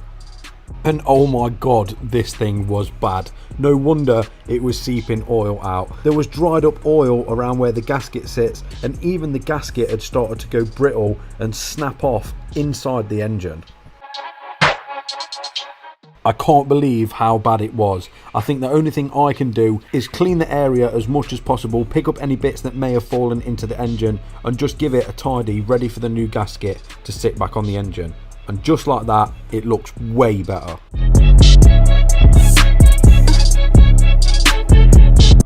Now onto the actual rocker cover itself. I removed the gasket and did the same thing as clean it as best as I can. So I literally just threw it on the floor and it broke into a million pieces. There's just bits everywhere. It's so brittle, yeah, that no wonder it was leaking. And that part there is actually like warped, so no wonder it wasn't holding any oil. Now what I've noticed as well, which isn't too good, is that horrible like mayo kind of stuff that you get on these cars. That's either condensation or head gasket. Now I know it's not the head gasket because it doesn't smoke and stuff out the back. It's probably because this car literally gets turned on, driven 2 miles up the road and then turned off, so it probably needs a really good run-in. But I'm going to clear this rocker cover out, give it a good clean, and then we'll get the new gasket on and put it all back together. Putting the rocker cover back on was pretty simple. I got it all lined up, got all the bolts in place, and then I tightened them from inside to out. Okay, we are all back together. That should be up and running now. Coils are plugged back in, all the hoses are plugged back in. I guess we're going to just have to start it and hope that it doesn't leak. I'm going to clean it all up down here just so we can keep an eye on it, but it's time to put all the coolant back in, and hopefully this just sorts all the little stupid niggly bits for this car. So far so good. We've not got any rocker cover leaks, so that's a good job, well done. I'm just waiting for this to bleed and hopefully all the air bubbles come out and it does what it's kind of supposed to do. If not, we are going to have to go and get a coolant temperature sensor, but like I say, it's just here, so it's not the end of the world, but we'll see how it goes. I don't think this has worked. I've sat in the car, it's up to temperature and the heaters are still not working. If I literally put the heaters on full blast, it's barely even like warm. The car's up to temperature, as you can see. I don't know why it's not, since I took that thermostat out, it's just not blowing hot. That's cold now, isn't it? There's no difference from that. Hello. Hello. There's no difference from that to that, really, is there? No, the hot side just lukewarm. Yeah, it's just not warm at all when the car's meant to be up to operating temperature. We'll take it for a drive, we'll see what happens. No luck, I took it for a drive just to see if anything had changed. It's nearly up to actually 90 degrees now. It's normally it sits between probably about 85 and it's still blowing cold air. It's just not working. So I can only think that the thermostat is a dud thermostat, like it is just one of them thermostats that just is crap. So I guess we should get home, take the thermostat back out, test it and see if that thermostat does work. So yeah, I'm kind of running out of options. I don't get why this happens to me. It always happens to me when I'm doing coolant stuff. I just end up with a dodgy thermostat or something like that, but we'll get home and we'll test our theory. So we're cooking up a thermostat here. I've took the whole thing apart and I want to actually see what it's doing. So we've got the housing and obviously the thermostat inside the housing. I want to see this thermostat actually open, because if it doesn't, then we know that the thermostat is the problem. If it does, then I literally could not tell you. I've even got the old one out here and we're going to give that one a test as well, just to make sure it's doing the exact same thing. So we'll let this cook and we'll just see if that works. I don't know if you can see that, but the thermostat does open, so that thermostat is good. I don't have a clue what is wrong with this car.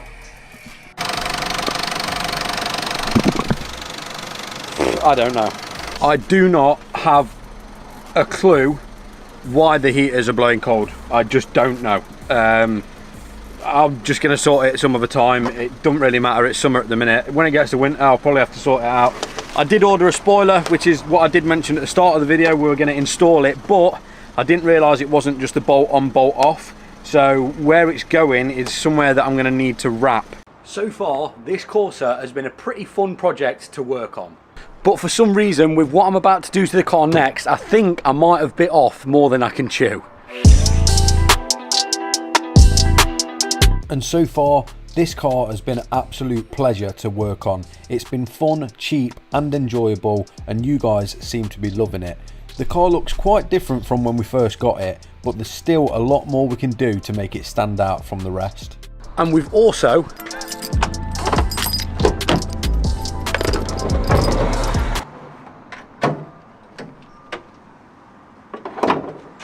done some repairs. Now, I uploaded a little update video in which I was debating getting a different project and starting that one off by wrapping it, but you guys have been loving the Corsa videos, the views have been amazing, and I thought the only kind of way to see this project off is if I see through with the original plans. So yeah, we are going to be wrapping it, and the colour is outrageous. That right there is the vinyl that is going to be going on the Corsa, but before I reveal that, you're going to have to wait till next video, which should be out Sunday, to see the colour. Now, before we get into all that mess of me trying to wrap a car for the first ever time, last video we started doing a few repairs that needed doing to this car. Now, with this car just about hitting 80,000 miles on the clock, we had to do a few repairs. The first one was the rocker cover gasket. It was seeping oil out down onto the manifold, which was causing it to absolutely reek and also start steaming. Now, the second repair is got a little bit interesting. We actually decided to change the thermostat because I was having a few kind of weird issues with the temperature gauge inside the car, which after doing this job and reading a lot of the comments, you guys seem to think that it is the coolant temperature sensor, not the thermostat. So after changing the thermostat and pretty much bleeding the whole coolant system, I was getting no heat at all coming through the vents. Even with the heat on fully hot all the way up, I was getting no heat whatsoever. It was just like, just air. It wasn't hot, it wasn't cold, it was just air. Now, after reading a lot of the comments, a lot of you guys are leaning towards the heater matrix. There's two pipes that go down the back here, two coolant hoses, and one of them's hot, one of them's cold, which makes me think that the matrix might need bleeding, or there might be an air bubble in the heater matrix somewhere. But before we mess around with all of that, the easiest job to do is the coolant temperature sensor, and I've got one right here. It's right in the front of the engine bay. It's dead easy to change, so let me go get the tools out and we'll, fingers crossed, solve this issue. Now, like I said, luckily the temperature sensor is really easy to access. It's just to the left of the engine. You can get it by using a 19mm spanner, take it out and replace it with a new one. You wear a hat, they call dad. Me, I'm the dad in a hat. You just like clubbing and clothes. Me, I like afternoon naps. 3, I be missed for the road. My oldest like counting racks. My middle one, she's in the dirt. That was pretty easy to do. To be fair, if you've got the standard airbox in, you're probably going to have to remove it. Luckily, I could just move my air filter up there, remove this pipe, which gave me enough room to just get a spanner in that little bit of a gap. You can't get a socket on it, unfortunately, there's just not enough room, but yeah, pretty easy job. Now, for what it takes, I'm going to re-bleed the system. Obviously, I've just had the temperature sensor out, so it has kind of let a bit of air in the system. So I'm going to take the cap off and give all the hoses I can a squeeze and just make sure that the system is bled. If we do get heat, then that is job sorted. If not, then I'm not expecting it to work because that seemed too easy for the job to be sorted. So we'll see. Young in my 20s, I celebrate. This one for the dads, let me dedicate. Head of the house like the head of state. Bring home the cash and the... Right, I'm pretty sure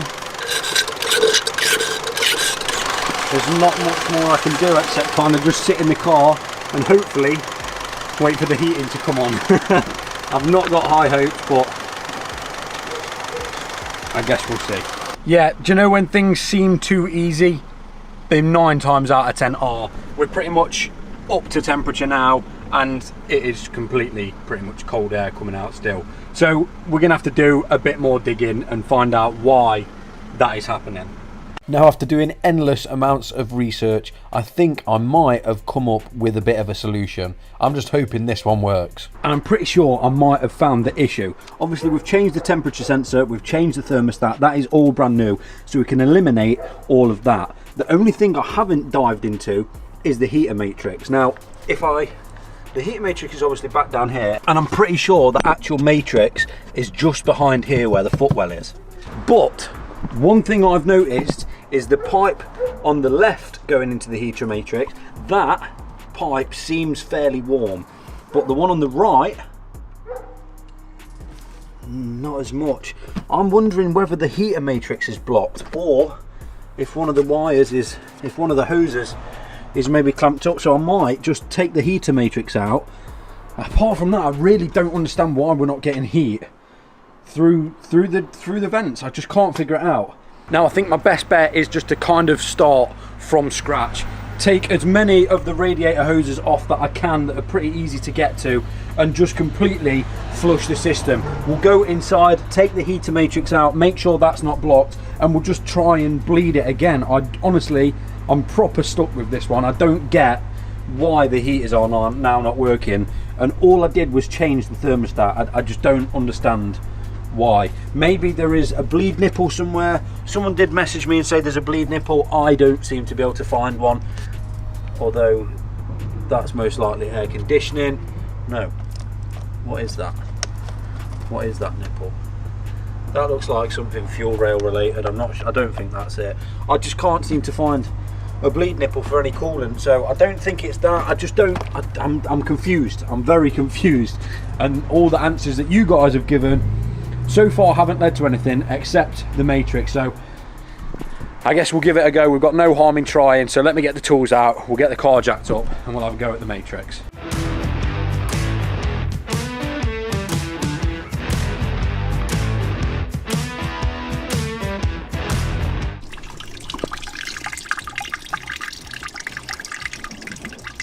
And while that's also draining, I think it's worth me taking these panels off and just making sure that the matrix is getting hot, because if the matrix is getting hot, then it's really weird while the fans aren't getting hot. But I'll take this off now. The car has been running, the car's currently warm, and I'll just see if the matrix behind here is actually warm to touch.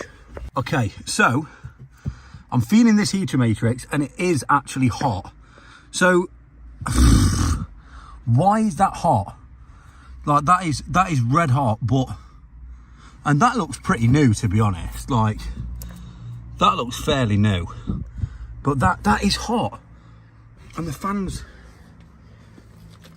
work. I don't get it.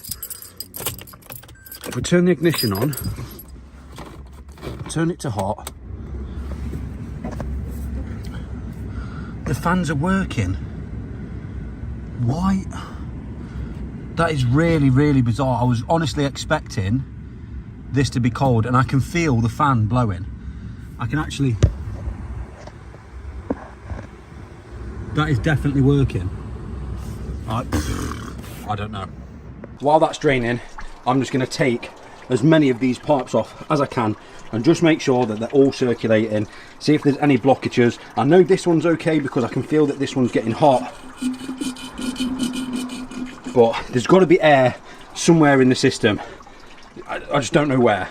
Now, a lot of you may have noticed that when I was testing to see if the heater matrix was getting hot, I didn't actually touch or feel above the other pipe. There's obviously two halves to the matrix, the half that goes in and the half that comes back out, and I only tested one half. I might have found the problem. So this pipe going, I believe, to the water pump is completely dry, like completely dry.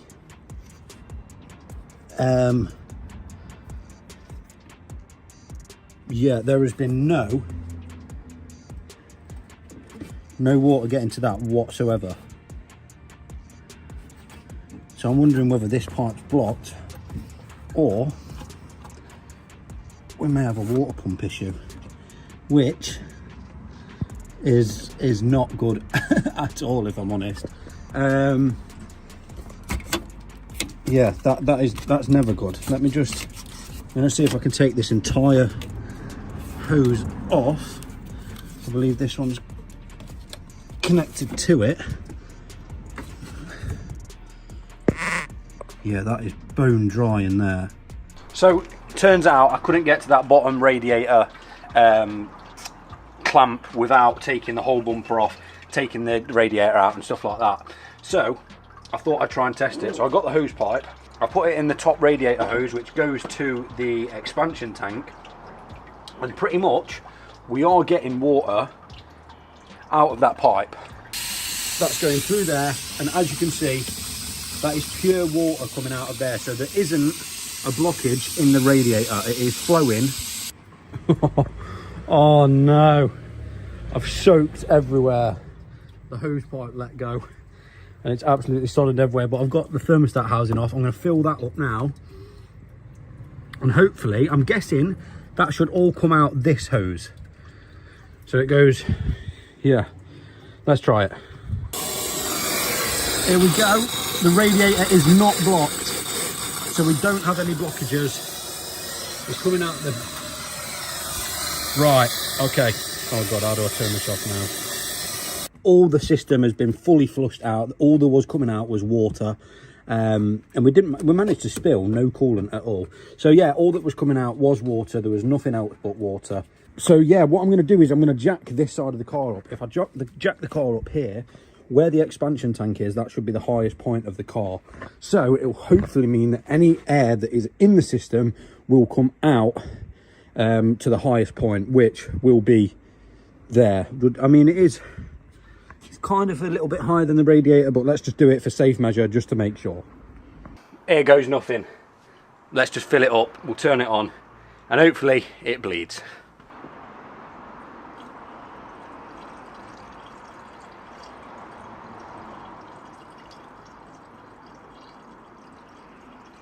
Okay, so obviously the heaters are blowing cold now. The temperature is at the very bottom, so I know what it's like when they blow cold. Heaters are on full max, full heat. We'll let it bleed and see if it changes.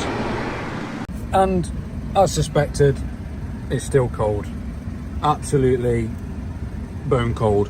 One thing I have noticed though is this heater matrix pipe, the one on the right is red hot. This one is stone cold. There has to be a blockage. There has to be a blockage in the matrix. So I'm just going to drain it and take the matrix completely out instead of just feeling it, because it has to be blocked somehow. Now the car is actually up to temperature. Yeah, if I feel the top of the matrix, that is hot. The bottom is stone cold. The bottom is completely cold. So there's definitely a problem with the matrix. It's got to come out. Let me just jack the car up, drain all the coolant again, and we'll get this matrix out. We may need to get another one, or see if we can unblock this one, but yeah, let me get that out. Well, we've got it off.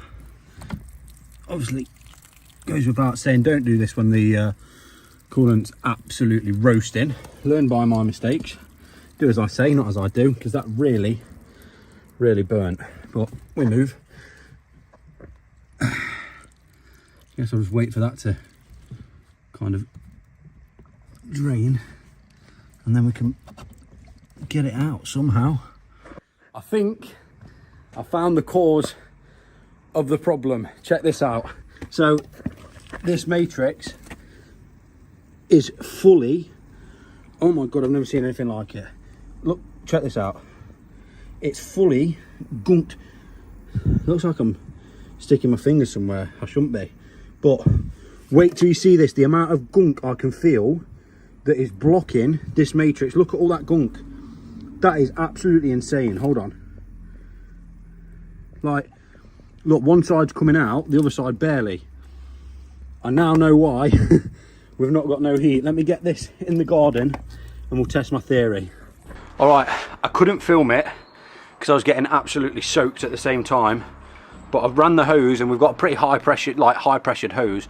Run the hose through one side and kept doing it through both sides to make sure that there was no gunk coming out. It is now crystal clear water coming out of this hole and coming out of this hole. I just think this was completely blocked up. The amount of gunk that came out of it was insane. So I'm sure this is the actual problem. Whether it is fully unclogged at the minute or not, I'm not sure.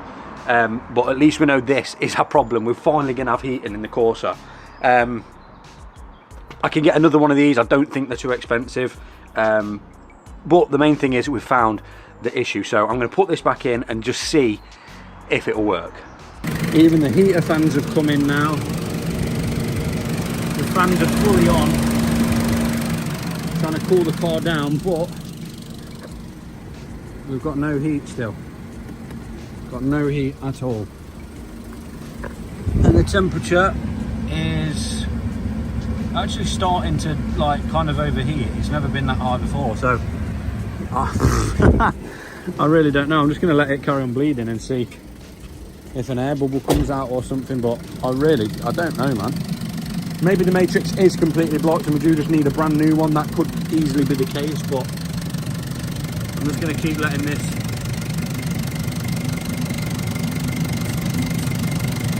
do its thing, but I've not got high hopes. This pipe is still cold, so I think we just need a new heater matrix maybe. I think that would be the only way of solving this issue. I don't know, man. I refuse to let this car beat me. I am going to fix it and I'm going to make sure that it doesn't win. I've got a few options. Now, obviously yesterday we completely flushed the whole system. We made sure that none of the actual pipes were blocked. But the only pipe that we haven't actually checked is the pipe coming out of the matrix and going in to, I think this is the other side of the water pump. I'm now wondering whether it's this pipe that's actually blocked and not the matrix itself. If that doesn't work, then I'm going to have to just bite the bullet and buy a new matrix. I think they're 40 quid, but I just think for the sake of just having a quick look and seeing if that pipe's blocked, we could save ourselves 40 quid and the car will be fixed. So I'm not going to drain all the coolant. I'm just going to put a bucket underneath or a towel underneath and just have a quick look at this pipe. Oh, and for those people that have ever doubted me reading the comments, don't worry, I read every single comment. We've got a 20 quid gazebo. I'm not gonna lie, it's not the sturdiest. I mean, the whole thing just moved. It's not the sturdiest bit of equipment I've ever used, but I'm gonna get some string and try and tie it down a little bit, just so we've got a bit of an area to work on the car. I mean, this is kind of a tester. This is very flimsy. It's already bent there, it's ripped in the corner, but it's kind of a tester to see if this could work during the winter. We could even get a light, hang a light up in the middle, but yeah, this is just a tester. Okay, back to the Corsa now. Something very odd is I've just took this pipe off and there is no coolant in there whatsoever, but there is loads of gunk. So I'm wondering whether this is just clogged up with gunk.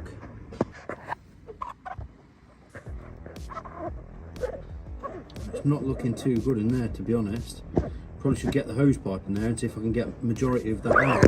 I'm not sure what the pipe's looking like. I'm going to see if I can get this whole thing off and just have a look to see if it is blocked anywhere, but that pipe's definitely not getting no fluid to it. So yeah, very strange. I'm not sure. As far as I can see, I've run the hose pipe through this. This isn't blocked. So that hose going to the, obviously the firewall, which goes to the matrix, that isn't blocked. I've squirted some water down this pipe just to make sure that isn't blocked going to the matrix. That seems okay. And I've just squirted a load of water down this hole to make sure that isn't blocked. So I'm going to start the car and just make sure that there is water coming out of the matrix. Obviously that's the inlet, this is the outlet that goes back into the engine, and I'm just going to see if the coolant is making it round there.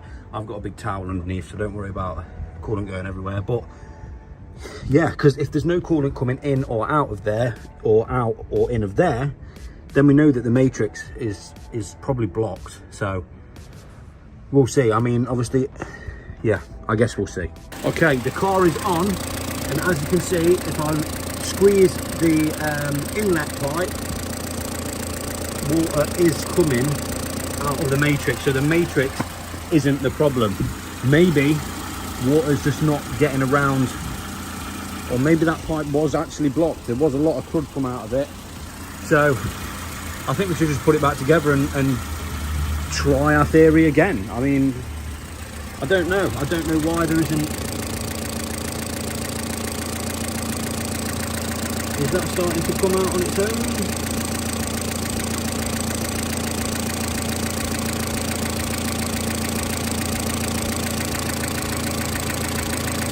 I'm honestly getting really confused with it. I don't really get what else it could be. I guess the best thing to do now is, while the engine's running, try and let it get up to temperature, wait until the thermostat opens, which this is already starting to get quite hot. Okay, so there isn't a problem with it circulating through the water pump. If I squeeze the thermostat pipe, hold on, that is coming out. So I don't get it, man.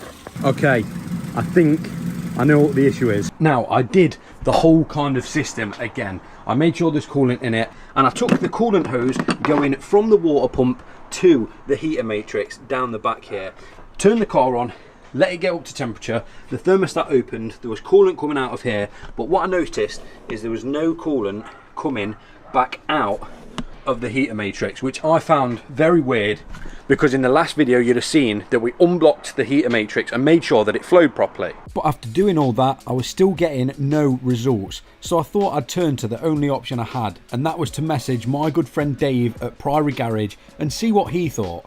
He recommended that I test the pipe going from the expansion tank to the throttle body. Apparently it's really common for them to get blocked up, and Dave told me that I should start there and see if that is blocked. And to be honest, I think he's right. One thing I've noticed now that I didn't before Dave mentioned it was when I've been watching all the coolant levels in the expansion tank, I've never seen water dripping back through the tank, which I've found really weird. I just brushed over this one. I didn't even think that it would be a problem, but now I've kind of had my attention brought to it. It seems really solid, and it doesn't seem like anything would be able to pass through it. So I think the first protocol is taking that off and seeing if it's blocked. If it is, that could be the whole reason as to why we're not getting heat in the car. That is obviously stopping the air coming out of the system, which is stopping the matrix getting hot, which is stopping the heaters working. I guess let's start this video by hopefully fixing the car.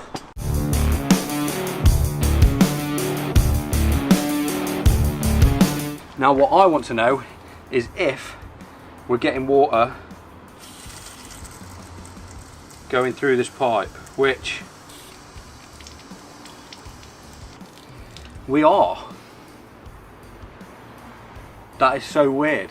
I genuinely thought that one would be blocked. Now I guess while we're here, we might as well just check this little pipe as well. Check as many as we can and just make sure that there is none blocked. If none of this works, then I just think the matrix is kaput. And again, if I spray water down here, it comes straight out near the water pump. Everything's back together. I guess we'll bleed it one more time before we head off and just buy a new heater matrix. That's the only thing I can make sense of that is not working properly. You're probably thinking exactly what I'm thinking, and that is that it's getting boring me trying to fix this car. I know I just want to get on with modifying it, and I know you guys want to see me get on with modifying it, but we have to get this issue sorted, and I'm not about to give up making sure it is. We have acquired, hopefully, the fix to the Corsa. This car has been stressing me out, I can't even lie, but I'm hoping this is the actual fix. A lot of people have been telling me it could be the water pump, which if it is, luckily on this car, it isn't too big of a job, so we would be able to do it by ourselves on the driveway. But a brand spanking new heater matrix, and we're going to fit it and hopefully bleed the system, and we get heat instantly and all our problems have gone away. That's probably not going to work out, but that's what we're hoping for. Now I'm sorry, I'm going to have to just pause this video really quick to show you Millie's Halloween outfit.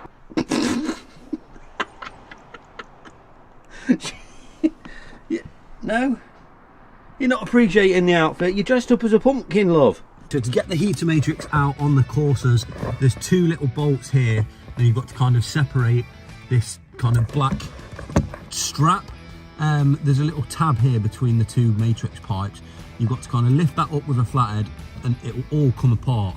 And then all it's a matter of is just prying the two hoses off the matrix, pull this one out, fit the new one, and then we should be good to go. I've got a towel here just so I can catch a bit of the coolant. I've also got a little bucket, well, whatever that's called, I can't remember, I don't spend much time in the kitchen, to catch as much coolant as I can. And I guess we'll just see how this goes. Obviously, goes without saying, don't do this while the car is hot, because you will get red hot coolant on you, but I guess we'll give it a go. Now, getting the heater matrix out on these Corsas can be a little bit fiddly. You do bust your knuckles on all the sharp plastic bits underneath the footwell, but we managed to get it done. And that is how you take the heater matrix out. And in goes the brand new matrix. Getting it in is probably a little bit more fiddly than it is taking it out, because you've got to line the 2 holes up with the 2 pipes, which don't actually bend or have any flex in them. So I was just about to fill all the coolant up, and I noticed it absolutely started flying out of the matrix. And then I noticed these little things in the footwell. I've clearly forgot to put the little rubber grommets in. So looks like the matrix is coming back out. We'll put them grommets in. We'll get it back in. Oh, it's such an awkward job to do, being in the location it is. After a little bit of struggling, the heater matrix is back in the car. Let's just hope, well, 1, it doesn't leak, and 2, that we get some heat. Let's turn it on and let's just hope that it works. Here goes nothing. Heaters on full, fan on max, and we're literally gonna sit and let it bleed until it's up to temperature. I'm not gonna touch it. I'm gonna squeeze all the hoses, and we'll see if it actually bleeds. I hope that doesn't leak either. That'll be just a nice little bonus. But yeah, we'll leave it to bleed. Well, I guess this is the moment of truth. I have well and truly tried everything to try and get the heater problem sorted on this Corsa. And if the heater matrix isn't the problem, I guess we're gonna have to delve into the water pump. But to be fair, it's looking good. I think we might have fixed it, guys. This pipe's getting hot, the one to the left of the matrix, and the one coming out of the matrix, that's getting hot as well, which is a good sign. That means it's getting through the matrix efficiently. Oh, we might be unlucky, it might not be the water pump. Let's hope. Do you know what? The heaters they definitely seem hot. They seem warm, like not hot yet, but they definitely seem warmer than they used to be. 100%. Guys, maybe this has actually fixed it. Maybe this has fixed it and we can actually crack on with the plans with this car. Come on, please. Everything was looking good. I started to get actual heat through the heaters, which I hadn't had in so long. But then I started to notice something really weird. Honestly, this car is just the gift that keeps on giving. I'm now getting pretty warm temperatures through the vents, but the car's been sat here idling for like 15 minutes and the temperature gauge hasn't moved at all. What? It's got a brand new thermostat, it's got a brand new temperature sensor. I don't get why now it's getting heat, but we're not getting no movement on the dashboard. I guess I'm just gonna have to get my scanner out and see if it's throwing any lights. I guess it's true what they say. When you fix one problem, another one occurs. And with this being a Vauxhall, I should have really expected that. So I guess we're just going to have to get the AutoFix scan device out and see if the temperature sensor is actually getting a signal. If the temperature sensor is getting the correct reading, then I thought the fans would be constantly on in the engine bay and we'd maybe get a code. But I guess we're just not getting anything. Well, I guess we're about to find out. If this doesn't work and if I can't find anything on the scan tool, then I honestly do not have a clue. I think the only last option we've got is probably take the car for a drive and just see if anything happens while driving. Not getting any fault codes whatsoever, which is really, really weird. Let's just do some live data and see if we can actually have a look at the temperature sensor and see if it is getting a reading. This is just really weird. I don't get how I can pretty much fix one issue and then another one occurs. So according to this, the coolant temperature sensor is getting a reading. But I don't get why it's not showing on the dash. It's been a little bit of time, I've been busy editing the video, but we're going to test it now, and fingers crossed the temperature gauge actually moves. I don't have a clue, and there is no actual reason as to why the temperature gauge has now stopped working, but just turned the car on, it's done its cold start. I guess we'll drive, and if it goes up, then we have solved the problem because there's now heat. If not, it must be something electrical. It has to be. It's moving, it's moving. It's going up, Georgia. It's going up! This has been a week of trying to get to the bottom of this. Look, it's going up. Is that not moving? Or is it me? It's going up, isn't it? Yes! And we've got heat! After all that, it wasn't the water pump, which is what I thought it would be. Yes! Yes! I knew it wasn't worth giving up. It was not worth giving up. Thank God for that. We can actually go out in the Corsa now and I'm so excited for that. And it not be freezing. Oh, look, feel how warm it's getting. Yeah. Oh, lovely. I'm guessing it just took longer to warm up because it's got a brand new thermostat and a brand new temperature sensor. So now it's getting the proper reading. It's actually really hot in here. Can you smell it out? Oh, we fixed it, boys. Right, something else has happened now. We've fixed the coolant problem, but as soon as I dip the clutch and the revs go to about 1000, we have an oil pressure light. What? What in the world? And then you build the revs up and it goes away. Clutch in, light comes on, clutch back out, it goes off. What now, Corsa? Now, I'm pretty sure it is just going to be down to this little tiny oil pressure switch down here, which I think, if you can see behind that, it's actually starting to leak. Apparently these are really common to go wrong on these engines. I feel like I'm running into a lot of common problems, but it is on that mileage where things are starting to go wrong. So I think we should start by changing the oil pressure switch. I think they're only about £7 from GSF. Go grab one of them and hopefully that has solved the issue. I'm really hoping that I'm right on this one. If it isn't the oil pressure sensor, we could have a pretty big problem on our hands. It could even be the oil pump not pumping oil around the car, which is giving us a low pressure warning. I've just got to hope that the oil pressure sensor is faulty and we can replace it. Part acquired. We've just got the oil pressure switch here. It's literally just one spanner that you need to change these out. Let's get home, let's get it switched over. Well, let's hope that this little bugger is the answer to our prayers. And then apart from that, there's pretty much nothing at all wrong with the Corsa. If this is the problem, then I'm actually not that bothered because it is just a 10-minute job to get this one switched over. You simply get a spanner around the oil pressure switch, take the old one out, replace it with the new one, tighten it up and then just plug it back in. And we've just got to hope that it works. Well, that's all installed, it's all plugged in. We can just hope that that's actually worked. Well, we can only hope, and we'll only know once the car is actually up to temperature. The problem only occurred, the light only came on once the car was completely at its full operating temperature. The oil was nice and hot, and then when I dipped the clutch and the revs went under 1000, that's the only time that it started to throw the oil pressure light. So we'll run the car for a bit, we'll take it for a drive, get it nice and hot, and fingers crossed it's gone away and we can start stripping it, ready to wrap it. Well, I guess if this works, then that is all the issues rectified on the Corsa and we can get back to actually modifying this car. There should be nothing else wrong with it. I'm just hoping that that sensor is all that was wrong. It almost seems too easy to be the problem, but I guess we'll find out. Well, the temperature's going up and we haven't got an oil light just yet, but I'm not gonna count my eggs too soon. The clutch is in, it is under 1000 RPM, it is up to temperature, and the oil light has gone off.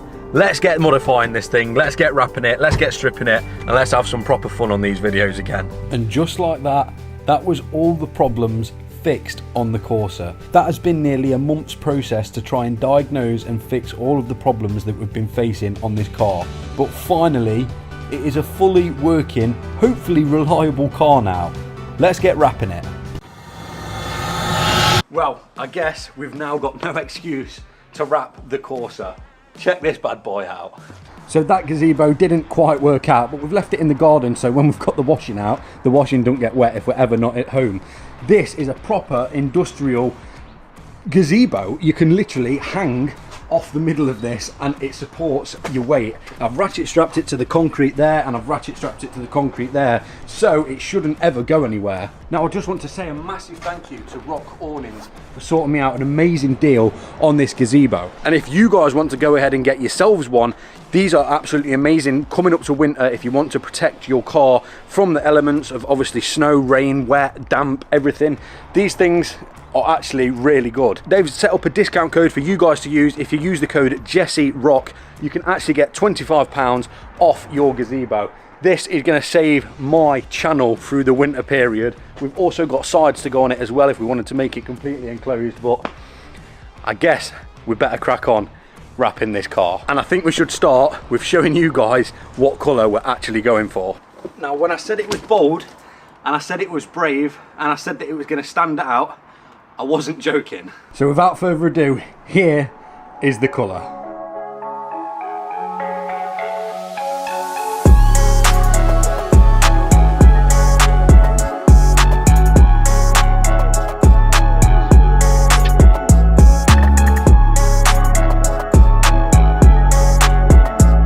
So this is like a neon yellow to kind of lime green, and luckily the camera's doing a good job at picking up its true colour. This is going to be absolutely insane to look at on a bloody Corsa. I can't actually believe we're doing this, but there's no excuse not to now. Millie's even excited. What are you barking at?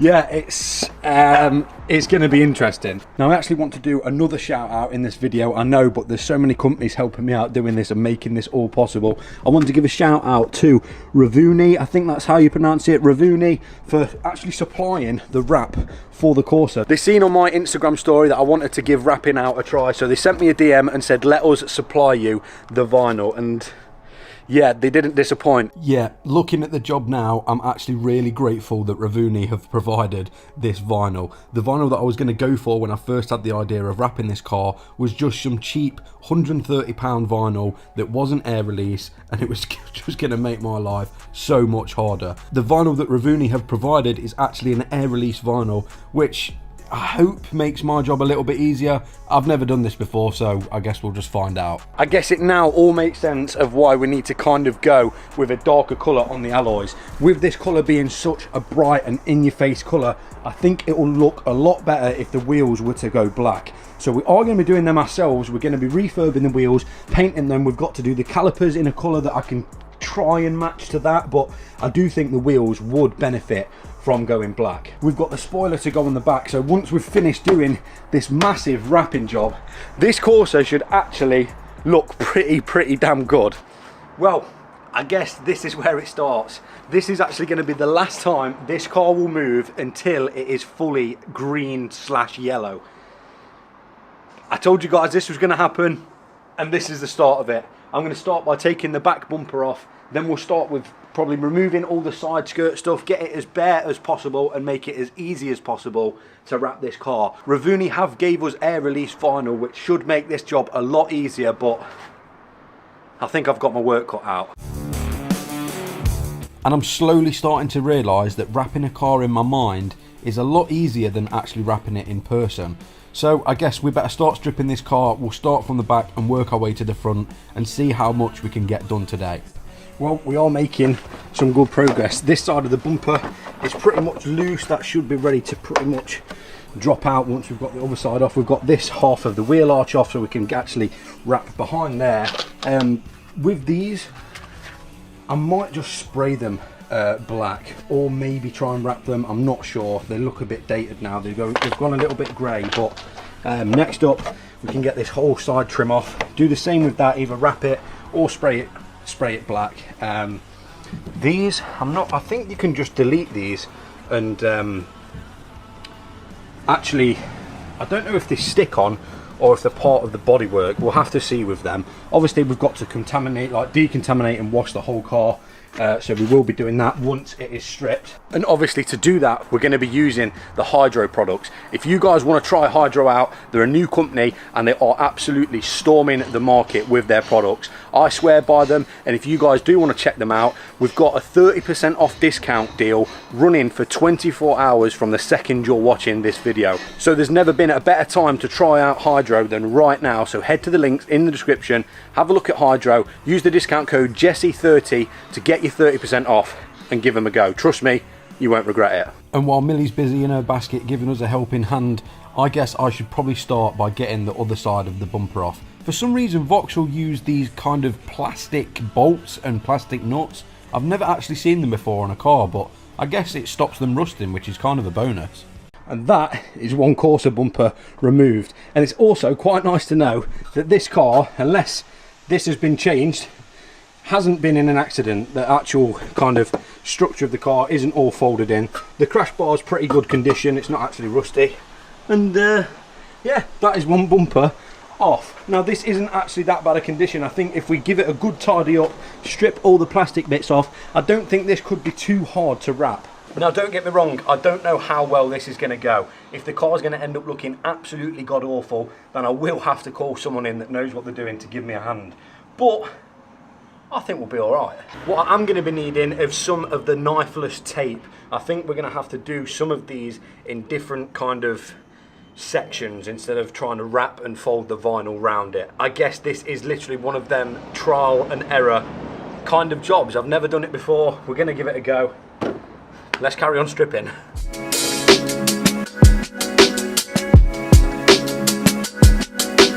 Now I think on this one I might actually need your guys' opinion because I'm not too sure what to do. Obviously I've just took the spoiler off and we've got this extended spoiler that I got from eBay. Now that's all well and good, but the roof is actually staying black. Once we've wrapped the car, I'm going to keep the roof black and I'm actually going to keep the wing mirrors black as well. I just think it'll tie in well, I think it'll suit, and well, that's what's happening. So I'm not sure whether to put the spoiler in black or wrap it yellow. Obviously if we come to the boot, this whole boot section here is going to be like yellow, so I don't know if it'd make sense to follow the yellow up onto the kind of the spoiler, but then the actual roof be black. I'm not sure. Let me know what you think in the comments and I guess we'll go from there. I can't decide what to do. I don't know what will look better, I don't know what will look worse. Yeah, let me know. Next up is the lights, and to be fair, stripping this Vauxhall down hasn't actually been that bad of a job. All the bolts have seemed to come out easy and it's actually been quite enjoyable. Well, like a plonker, I haven't got any plastic removal tools. I've just had to order them on Amazon with a couple of other bits for wrapping a car. I can't believe it. Why am I doing this? This isn't going to go how like I imagined it in my head, but I guess I've committed now and I can't let you guys down. So yeah, I'm going to just have to be careful taking stuff like this off to try and not damage the paint. But that worked out alright. I wonder if we can get some tinted ones of these. I'm sure we could find some on eBay. I'll probably order them instead of putting them back in. But the back is pretty much stripped and I am going to get some tape and tape over all the electrical connectors. Obviously I know it's under here, but when we do give it a proper good wash, I don't want to damage any of the electrics. Obviously we've started to accumulate a lot of bloody parts now. We've got the whole bumper which still needs stripping down a bit unless I can wrap these in them because I think they're actually almost moulded in. We've got to take the reflectors off. I'm pretty sure we'll be able to spray tint them, take these like mud kind of flaps off. We've got a lot of bloody work to do, so we should probably just carry on.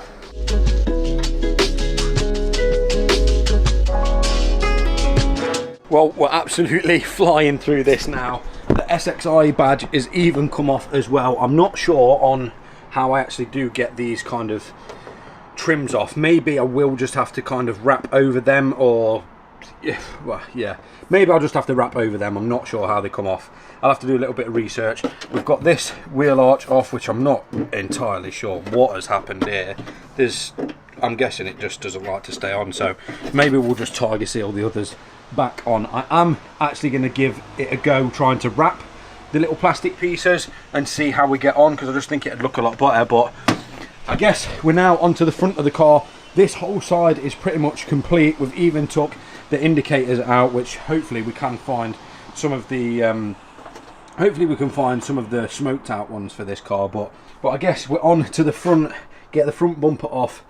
Start on this side, on the left side, and then I think we're ready to start prepping it. Little did I ever think that I'd be wrapping a Vauxhall Corsa myself, but I guess here we are. And just like the back bumper, the front bumper was really easy to get off. It has the same plastic screws and bolts which don't rust, which I actually am becoming a fan of these. And I think that should be the bumper all off.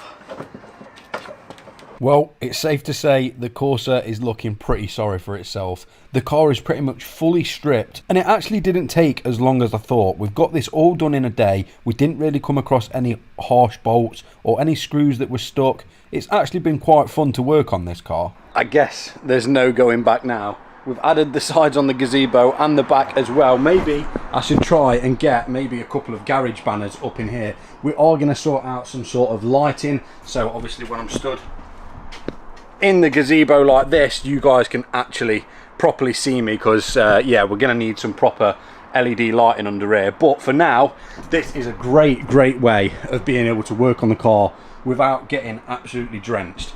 The front bumper's off. We've got to take the headlights out just to give us better access of tucking the wings when we start to wrap the wings. But guys, there is no going back. We are in full swing now. The whole car is stripped.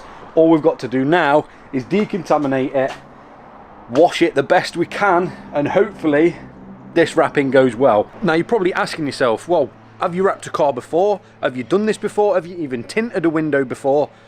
No, I haven't. And that is the exact reason I thought we'd give it a go for the YouTube content and have some fun trying to wrap this vehicle. Now, first things first, I think we should get the spoiler all attached so we don't have to worry about the roof anymore. And in last video, I asked you guys whether you think I should keep it black or wrap it green. And that decision was definitely one-sided. And I don't think there was a single comment of you guys telling me to make this spoiler green. So I guess this is staying black. Now this has obviously gone a horrible shade of grey, which won't obviously fit in with anything on the car once we're done. The side kind of panels that look the same as this colour, they're going to end up getting painted either black, or we're going to try and restore them and get them back to the kind of factory colour that they used to be. So I think we should start this video with getting this back up to scratch, making sure that this matches the roof the best we can, and then this that I ordered off eBay, which is the spoiler, trying to get this, well, maybe sprayed. We'll figure it out. Now I know what you're thinking, the next clip isn't me taking it to the body shop. No, it's me on my hands and knees on the driveway with a rattle can spraying the out of this spoiler. What did you actually expect? It actually looks 10 times better than it did. Is it perfect? No. Is this car perfect? No. It's a cheap car that we're just having a good go with. It looks a lot better, so that is a good job, well done in my opinion. I'll probably give that one more coat, and if the spoiler ends up coming out the same, then all we've got to do is tiger seal the spoiler to this shroud, I guess you'd call it, and then that is kind of that part of the car done. And while the spoiler's drying, I thought I'd jump onto the bumper and see how much I could get stripped off. The more the better. I've never wrapped a car, so the more I can take off it makes my job a lot easier. Okay, that is the bumper stripped as much as I can actually do it. Apart from taking the number plate off, I don't think none of these kind of plastic surround parts are actually going to come off. A lot of them are pretty much moulded to the to the bumper. If you can see that there, it's almost like moulded to the bumper. I don't think they're going to be able to come off without actually breaking them, so I think that is as stripped as we can get it. The fog lights slash kind of reflectors are out. We are going to be tinting them, but not too much, because having reflectors is obviously very important for if you're parking on a dark road or whatever, so we are going to be keeping them. Well, I guess I'll eat my words. On further inspection, I can actually get more stripped off this rear bumper. Yes! Come on, yes!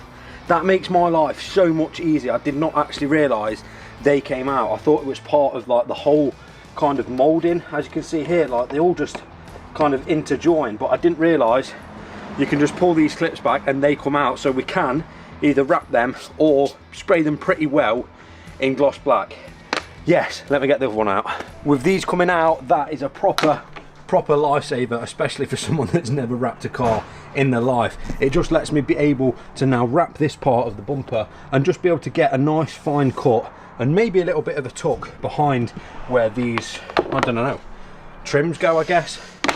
But that is now officially the rear bumper fully stripped. All we've got to do now is prep it for wrap and we can actually start wrapping things. Now onto the rear spoiler, and all I've done for this is just sand it down a little bit, spray it with some brake cleaner just to get it as clean as possible, and then we're just going to go straight at it with some gloss black spray out of a rattle can. And to be fair, it does actually look alright. And while that's drying, we can go ahead and actually start installing the other half of the spoiler, which has turned out really good in fact.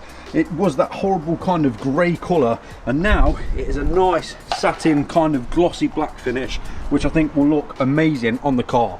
Let's get it on. And again, we're not aiming for perfection with this car, we're just aiming for it to be better than it was. So giving it a quick clean with the hydro detailer and putting the 4 bolts back in, that is the OEM spoiler back on, looking a lot better. Now I've been having to think, and somehow we've got to figure out a way of attaching this spoiler to the OEM spoiler. And although this might not be the perfect shade of black, it looks a lot better than the grey that it used to be. The only way I can think of attaching this is, of course, with some good old Tiger Seal. Hopefully this will be enough to bond the spoiler to the OEM spoiler and we won't have to worry about it coming off. This car isn't really a motorway car, so it won't have too much pressure on it, so let's just hope that this Tiger Seal does the job.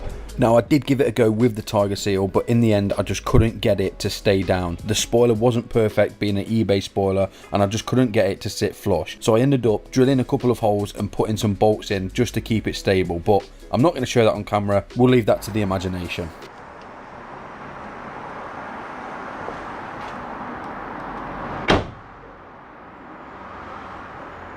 Well, it's not perfect, but it is on, and it does look better than the OEM one that doesn't have the extension. That is the last thing that we've needed to do to the car until we can start actually preparing it for the wrap. I've got a clay bar, I've got a load of products to use to get this car ready for wrap, and hopefully in this video we can lay the first panel. But if not, I'm hoping next video we'll have the entire car wrapped. I know I've set myself a challenge.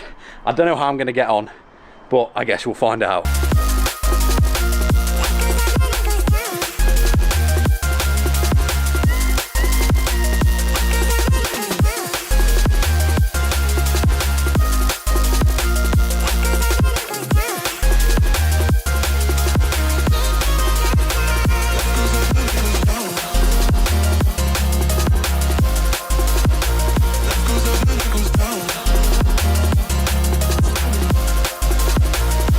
Now, if there's one thing I've been told, that is wrapping is all in the prep work. I don't believe that, because I definitely believe that there's a lot more to it than just being able to detail a car good. But I guess going the extra steps like this is definitely going to help someone like me that's never done it before. Just going to get in all the windows. As you can see, look at how dirty it is under there. Because if I don't do this and I lay the wrap and it starts peeling in, for example, this corner, that means that whole panel going all the way from here and here all the way to the back of the car is going to need redoing. So if I do this now, it may in fact save me a lot of time in the future. It's boring, but it'd be more annoying having to wrap another panel at the same time. And of course, I didn't forget the bumpers that we took off the car and everything else that we stripped to give them a proper detail, pressure wash and snow foam before they get wrapped as well. Next step, it's onto the hand wash, and I know I should have 2 buckets on the go here, but with this being a Corsa and not a Bugatti Veyron, I think it should be okay. We did have a grit guard anyway. And that is one clean Corsa. Well, at least as clean as it possibly can be. It's actually come up really well. You can see on camera that it's looking actually quite shiny. The next steps are starting with the clay barring of the car, just to get it as clean as we possibly can, and then we're going to start wrapping it. It's not going to be long now. I'm actually getting quite excited for it. It should be fun. So I guess we'll come out again Saturday because we're busy tomorrow, and we'll carry on with the clay barring. Okay, nearly all the prep work is complete, but I think what's best to do is clay bar each panel at a time. So say I'm doing this wing, we'll start by clay barring that wing, then wrap it, then clay bar the bonnet, then wrap the bonnet, and do it in stages. Instead of clay barring the whole car, we'll just clay bar each panel at a time. So I'm going to start by clay barring this panel, and then we've got the wrap here ready to go on the car now. Also, just bear with the lighting for now. I am getting another gazebo to come, like, extend to out here, and I'm getting LEDs put in the gazebos, so there will be good lighting. Just bear with it for now, but I guess we should start by getting this panel clay barred and see if we can actually get some wrap on the car. This is it. The big moment has arrived. This is the last step until I actually start laying the vinyl, and I'm actually getting quite excited now.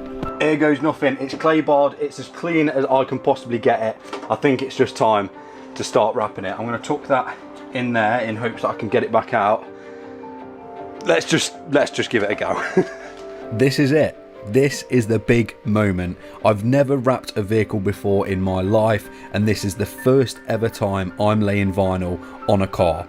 Now I just want to give a massive thank you to Ravuni for actually supplying the vinyl for this job, and also Rock Awnings for supplying the gazebo that I'm currently working under. Without them, I'd be out in the cold, out in the wet, and this just wouldn't be possible. And of course, without Ravuni, I would not have no vinyl to lay on the car for you guys to watch me mess up. So I guess from now we just see how we get on. With a little bit of time, a little bit of effort, and a lot of patience, I think we could actually make this car look quite good. Well, at least that's what I hope. And I can't believe it, it's actually going a lot better than I thought. I guess this just is a technique that you have to learn as you go, and working with the vinyl really does help. Well, I think for my first panel, that actually hasn't gone too bad. It's a bit tricky learning which ways to stretch the wrap and when to heat it and when not to heat it, but I've tried my best to not get any creases in that panel, and I think it's actually gone okay. I'm going to start trimming it down now and see if I can get it a little bit more to shape, and hopefully trim it down and it looks okay. The only part I'm struggling with is just tucking it in the wheel arch bit here, because obviously there's now quite a lot of stretch in the vinyl, so it's just knowing when to heat it, stretch it and pull it in different directions, but not pull it away from the car. But I'm pretty impressed with that for my first attempt. I'll take that. Now I know I've probably chosen the easiest panel to do first, but that's because I wanted to get a feel for wrapping and get a feel for how the vinyl works. And I really think from how I started to how it is now, I've actually learned quite a lot just by doing this one single wing. And just like that, I've trimmed the hole for the indicator, put it back in, I've done a lot of trimming, and I guess it's time to show you how this panel has ended up. I'm really pleased with how that has worked out. Bearing in mind it isn't that tidy under here, but that doesn't really matter because that's where these, which we need to get done in black, that's where these would kind of, that's where the trims kind of sit in. Obviously where everything is seen like behind here, I am going to do my best to try and tidy that all up, and I'm going to try and make this look the best it can. So if someone did come up to it with a fine toothpick, you could probably get away with saying it's being done professionally. That's my aim. Whether it's going to happen, I'm not sure. The only bits I'm kind of struggling on, which didn't go too bad in this corner, is just the corners. This one I kind of had to heat it and stretch it. I'll try and see what else I can do on this corner. This one's not too bad, but that's the only part I'm kind of struggling with, is just the corners. Apart from that, it's going pretty well. The indicator is back in, that fits perfect. I should have bought some black ones, I didn't get around to doing it, but obviously when the side skirts go on just here, a lot of kind of the imperfections should be covered up. We're going to start trimming this round. I want to trim around here as well, just to make sure it's the best it can possibly be. I have gone ahead and bought myself some more wrapping gear. I just picked up off Amazon this little kind of wrapping kit. There's a tucking tool in there, there's a wrap vinyl cutter in there as well. Let me open this and see what we've actually got, which will probably most likely help us doing all these bits. So we've got like a trimming tool, which is like a sharper blade than a standing knife for trimming the wrap, which is something I really did need. That comes with a few extra blades, which is good. This is a tucking tool. We're definitely going to need this getting tucked behind all the panel gaps and stuff like that. That is an absolute must. That's probably the reason I ordered this whole kit. And then we've got another tucking tool and an extra squeegee, which is quite flexible, which is a good thing. So we've got all the gear. We have no idea. Let's see what we can do. Now, although I'm not aiming for perfection with this, I thought I could give this wing a little bit of a touch up and make it just look that extra bit better. I think this is the best I'm going to get this panel. I have tried trimming it the best I can around the wheel arch. Bear in mind that there is like the plastic trim to go on that. I've tried my best tucking the corners. Look, it is not the best job, but that's as much as I can do. This corner is a little bit better. If you look closely, there is a little imperfection. The indicator's gone in all right. Everything's tucked around where the wing meets the door. That is my first attempt, and that is the best I think I'm going to get it. Now I want to try something that everyone in the comments has been telling me to do since I got my trusty old heat gun, and that is see if we can get these horrible old looking plastic panels back to black. And apparently doing it with a heat gun weirdly puts them back to black, so I guess let's find out. It's just not really done anything, to be honest.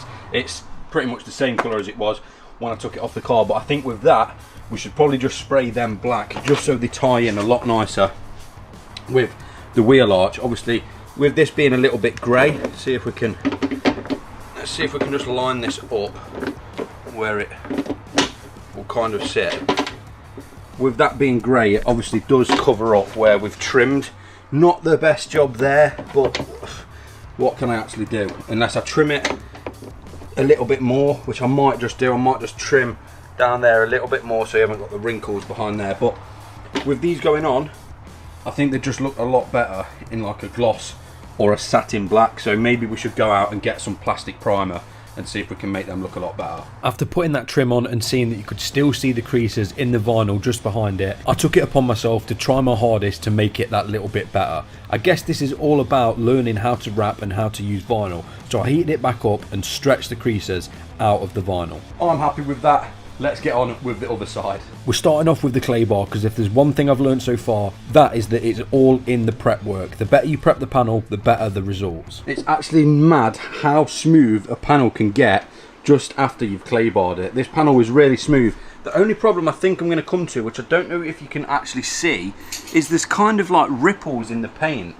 I don't know, it's not showing very well on camera, but there's kind of like dots in the paint. I don't know if it's ever been resprayed before or not, but I'm hoping that doesn't show through the vinyl. But at the end of the day, it is a Corsa, it is a learning car, and I guess we've got to work with what we've got. Let's get some vinyl out and let's get some wrapping done.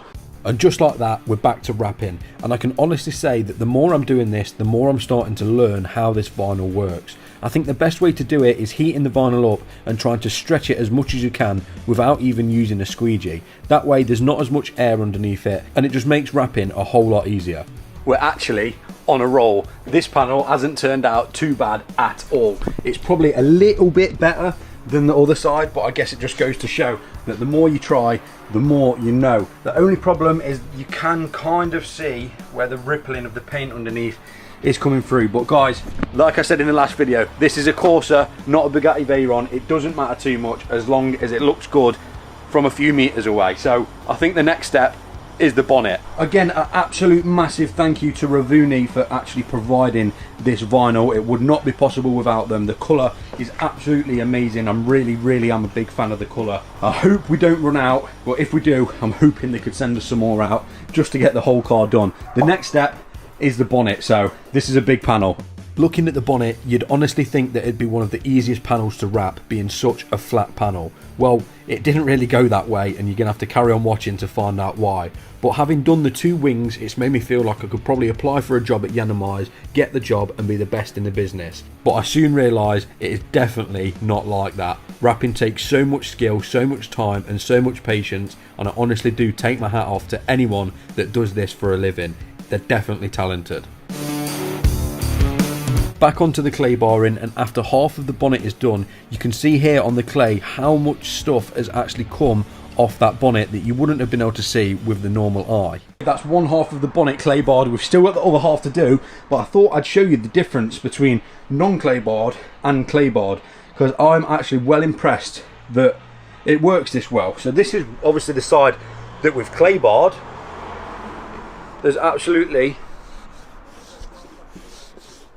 it's very, very smooth. That's just my knuckles kind of on there. But then the side that hasn't been clay barred,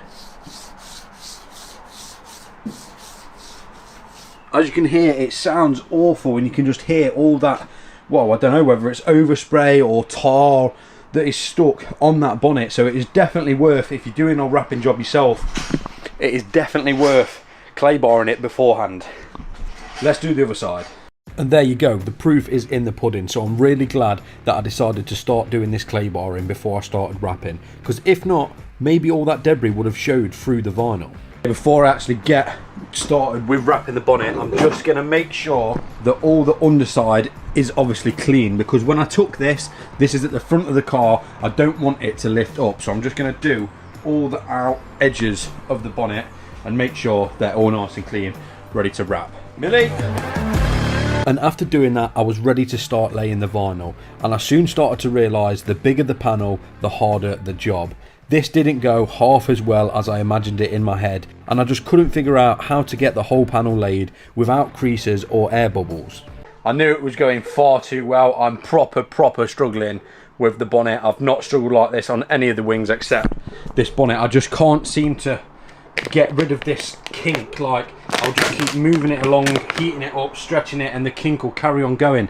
I don't know if I've just got to kind of bear with that around the whole car, but this is obviously the part that costs so much with the wrapping, because it generally is a skill. Anyone that can wrap a car, I honestly take my hats off to you. It is not easy at all. This bonnet is proper testing me, but I guess this is probably one of the biggest panels we've got to do. I'm just struggling to get rid of all these creases. Every time I lay the vinyl flat, it just starts creasing in the middle, for example, like there.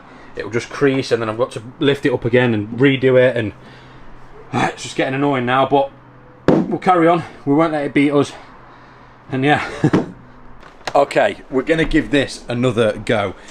I got this far with the bonnet yesterday, and all I'm getting is a load of creases. I spent probably the most of my evening watching videos on how to wrap, and I've found out that the best way to do this is doing what they call glassing, and that means getting the wrap as stretched as it'll possibly go before you actually start squeegeeing, and I think that's where I've gone wrong. What I did is, instead of actually glassing it, I just started squeegeeing it down.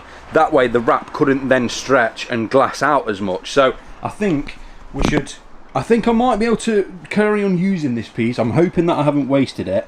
I just need to perfect it. So let's fingers crossed, see if we can kind of revive this sheet and not waste it.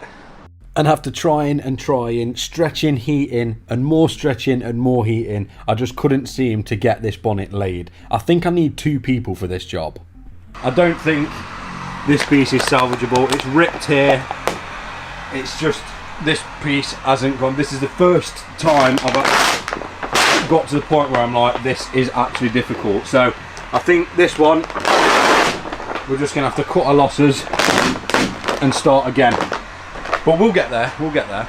Okay, the bonnet is stripped. I'm gonna give it another go. I have learned, and hopefully this time we can get it spot on. It's just a little bit intricate, obviously having to stretch it down these bits that kind of go, I mean, here is literally, it kind of goes at a complete different angle, but we will get that done. But I'm gonna have a break from that for a second. People have been telling me in the comment section that these side trims for the doors actually do come off. With a little bit of heat and a little bit of time, you can actually get them off, and I think this panel shouldn't be too bad to wrap, with it being pretty much a flat panel, so the doors should be okay. I am going to put a join line in here though, just so I'm not having to do this whole panel, because that would be just a big job to do that whole panel. But if I just put a little join line in there, maybe take this wing mirror off, I'm not sure, might be able to get away with not doing that, but I think we should be okay. So first things first, I'm going to do my best at getting these kind of trims off. Unfortunately, I don't think I am going to get the whole car wrapped. It's already Wednesday,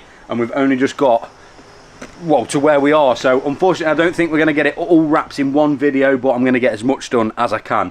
Let's see if we can get these off.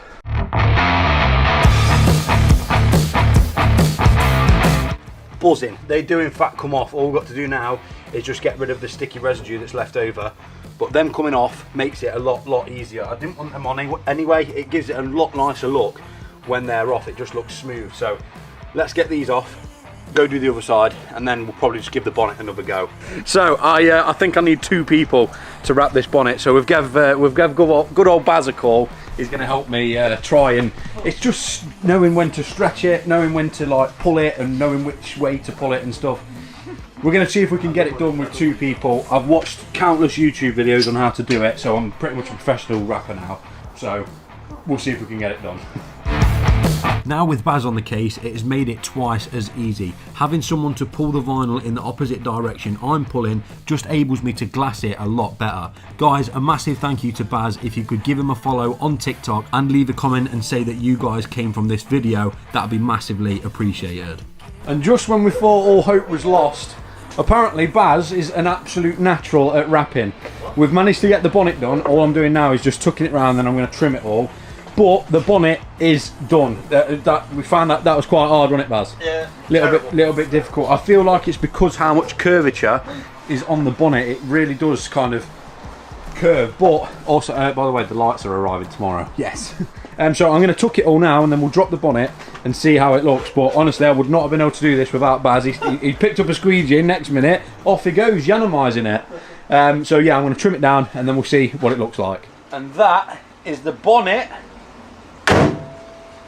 done. And I've got to say, for 2 people that have never wrapped a car before, it actually turned out really well. I'm pretty sure there is not one crease or one bubble in the entire bonnet, and for a panel that big, I'm pretty sure that is quite difficult for someone that has never wrapped a bonnet before. I'll be real, that bit really did test my patience. A massive thank you again to Baz for coming and helping out. He is pretty much a natural. We learnt that heating up the vinyl and then properly stretching it to glass it is honestly the best way of doing this. I'm going to come straight out tomorrow and wrap the eyelids, because I definitely think they need to go green. They just look a little bit odd being black, so we'll wrap them. Tomorrow we have also got the new lighting arriving, so we can stay out here till late and you guys will actually be able to see me. So it's going well. We've got the front bumper to do, which I'm not looking forward to, but I'm also looking forward to testing my skills so far. We're probably going to be doing that inside so we don't get it all cold and it go all weird. So yeah, I guess on to the next day, which will be tomorrow, and we'll carry on wrapping.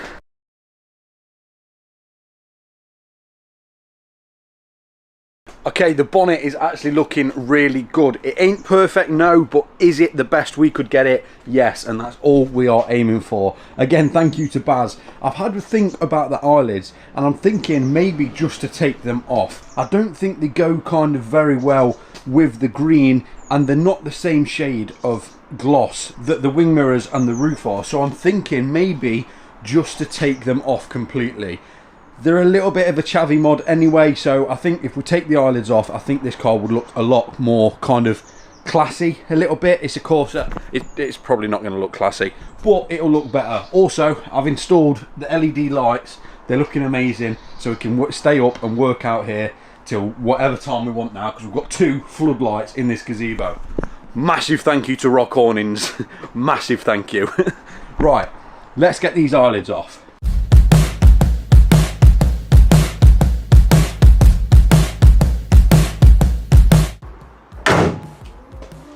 Yeah, I personally think that looks 10 times better. It just looks less chavvy. I'm glad I did that. Yeah, definitely. I just think the car just looks a lot better without them eyelids. I know they were a good mod to do before, but I just don't think they're going to be suiting this colour wrap. Next is the door. I'm hoping today that we can get both the doors done, and then later tonight maybe bring the bumper inside and actually start wrapping the front bumper. That way the whole front end of this car can go back on and it is completely done. The only thing we have left to do then is just the rear quarter, which may be a little bit of a pain, but the rear quarter, and then obviously the boot and the rear bumper, and then that's pretty much the car done. I guess we better just carry on. Starting with the passenger side door, I think what we're better off doing is taking the wing mirror off, just so we can get a nice tuck and cut line behind the plastic. That way we won't have any imperfections when it comes to cutting the vinyl. And I think all I've got to do is pull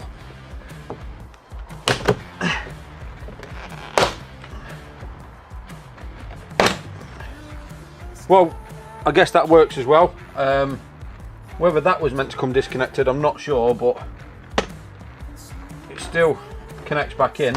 So now we've got access to these bolts and we can take the wing mirror off. Easy job, that makes my life a lot easier. Let's get it off. And the more I work on this Corsa, the more I'm actually realising Vauxhalls are pretty easy to work on. 3 bolts and the wing mirror comes off as easy as that. To be honest, just by doing that, it has made things a lot easier. I can now tuck the wrap under there and make sure I can get a nice cut line. That's a real good job. I'm hoping that I might be able to get these trims out. If not, I should be able to heat the wrap up, tuck it under this rubber seal and then get a nice cut line. I do think it's best for me to probably do this door in 2 sections, so we'll put a nice little cut line here and then do this bit in a complete separate section. I think I would be able to do it. It does seem pretty easy, but for the fact of wasting vinyl in case I didn't get it right, I think it's best if we just do it in 2 parts. Let's crack on and find out. And they are going to be my famous last words, and you're going to have to find out why in a minute. But back onto the clay barring to make sure we can get the panel prepped the best we possibly can.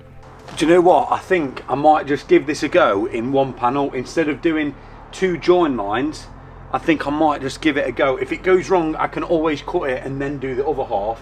But I think I've got a big enough piece of vinyl that I've already cut for the door to be able to actually cover this whole door. Obviously, we're going to be cutting around the door handle. They're just going to stay black. Guys, you really think I can wrap a door handle? I've wrapped a bonnet and 2 wings. I'm not going to have a go at the door handle. But I am going to give it a go doing the whole door on its own. Let's see how it goes. And again, by taking my time and letting the vinyl do the work for me, with a bit of stretching and a bit of heating, I managed to get the whole door laid with pretty minimum effort. Well, after about an hour and a half / 2 hours, I finally actually got the door fully laid. Now it's the important part of trimming it and hoping that I don't trim it too short. Let's replay that clip. And hoping that I don't trim it too short. Yeah, that is exactly what I did, because I completely forgot to take the window trims out as I was getting a little bit excited with wrapping this car. I cut the vinyl too short where the rubber meets the window and I completely ruined the entire panel. I did try to save it by doing half and half, but I just couldn't figure out how to use the knifeless tape in time and it just all went completely wrong. I don't know why I didn't think of this earlier. That it'd have saved so much messing around, because you see here, well, what I've done is I've taken all the window trim out, so where the window kind of seats into the... Did you not think to do that? Yeah, but I just didn't do it. I thought, oh no, I'll be okay, I'll be able to trim it perfect. This comes out as well, so now I might just redo the whole door, and with that I can now trim it from the inside so it's all wrapped and you won't be able to see any black at all. I think that's my best option, just to restart on this one and cut my losses and go again, because I really want to get it done 1 whole panel. Shall I go again? Yeah. Right, I'm not going to record it. It's going to be done in 3, 2 in 3, 2, 1. I'll be honest, I think I'm trying to perfect it too much. I'm trying to make it look like it's a customer's car or something, when I need to remind myself it is a Corsa. What's the time? It is 7:30 at night. But look at that, man. The door is on and I am absolutely buzzing with it. I proper took my time. How long have I been doing this 1 panel? I think this 1 door, this time, has took me 3 hours, but we've literally got no creases at all. I mean, I'd be happy laying that on a Ferrari, I really would. Trimmed round the door handle, not perfect, but as close as it can bloody be, if I'm honest. All the trims under here, around the wing mirror, literally not a single crease. Got all the trims back in, all the window goes up and down again, and the wing mirror is on. All we've got to do is the front bumper, the rear bumper, the 2 rear quarters and the boot, and that is the whole job complete for the wrapping side. Then it's just a matter of getting all the old bolts back out and putting it all back together, and the whole car will be green. And I guess the longer I spend talking about it, the less we're actually going to get done. So I think we should start with the rear boot, which I think is going to be the easiest panel I've done so far. I'm going to start by taking off the rear Vauxhall badge. I'm probably going to spray this black at a later date. Then it's time to get the key barrel out. I'm taking it out just so I can get a better tuck line behind the barrel instead of trying to cut round it. And that should be the key barrel. He says, all out. Now we can lay some vinyl. Doing this boot lid was pretty easy with it being a flat panel. I don't really have to worry about any creases and overstretching. Now onto the actual handle. It only took me 2 seconds. All I did was heat up the vinyl and stretch it around the handle, and then all it left me to do was cut the hole out for the key barrel and tuck it round the back. Really easy. Well, the latch is back in, so is the handle, which must mean that the boot is done. And I probably shouldn't get too cocky just yet, but that panel went down like a dream. I'm well happy with it. It looks exactly how I wanted it to. It pretty much looks like paint. Even up close, it looks spot on. All I'm going to do now is quickly paint over the Vauxhall badge in some satin black paint, just because I feel like it'd look a lot better in black instead of that silver. Now it's on to the next panel. Let's go. With the cockiness completely out the window, because I'm getting pretty confident at this, I thought I'd do a bit of my own kind of personal touch. So I got a J3 logo, I've put it on the petrol cap, and what I'm planning on doing is wrapping over that J3 logo so it shows through the actual vinyl. Getting the petrol cap done was pretty easy, and to be fair, it turned out pretty good. And that is one petrol cap done. Yeah, I've got to give myself that one. I'm pretty happy with it. Although it wasn't actually that big of a deal. All I've done is what I'd normally do. I'd just put a sticker underneath. So maybe I shouldn't get too cocky, because the worst is definitely yet to come. Let's carry on. Now the next panel is the biggest panel I've wrapped so far. And yeah, that is the whole rear quarter. This panel actually goes all the way from the rear light, which is here, all the way down to the front near the bonnet, which is here. So this panel could end up costing us a lot of vinyl, but I don't actually think it will be too hard. If we can get this panel right, then all we've got to do then is the other side, and then just the bumpers, and then the car is done. So without waffling, let's crack on. All right, let's do this. The panel is all prepped, it's all clean. I've gone round with mess around all the edges, bits that are gonna be where the wrap would probably normally lift. I've made sure all them are all clean. I took this trim off as well, which goes here on the windscreen trim, so that's all been cleaned behind there. Behind the door's been cleaned. All that's left to do is get some vinyl out and start wrapping. Wish me luck. And with this being the hardest panel that I've done so far, even just trying to stand the vinyl up was pretty difficult. But bit by bit, slow and steady, I managed to get the whole panel laid, and it looked pretty good. The only thing now was the cutting, and this is where things really started to go wrong. Oh, we've struck a bit of disaster, man. The whole panel was going on, to be fair, pretty well. Like, we got it all laid down pretty decent. But trimming around the window, I know it's not going to be the best because I've never done it before, but I think I might have ruined the whole panel with this corner. I've ended up trimming it too short, then trying to stretch it. I might have knackered the whole panel, and I don't even think I've got enough vinyl left to do this panel again. So, oh no. Oh no. I don't even know what to do now. Yeah, I think I got a little bit carried away. With how well the actual wrapping went, I kind of rushed the trimming part and ended up trimming it way too short.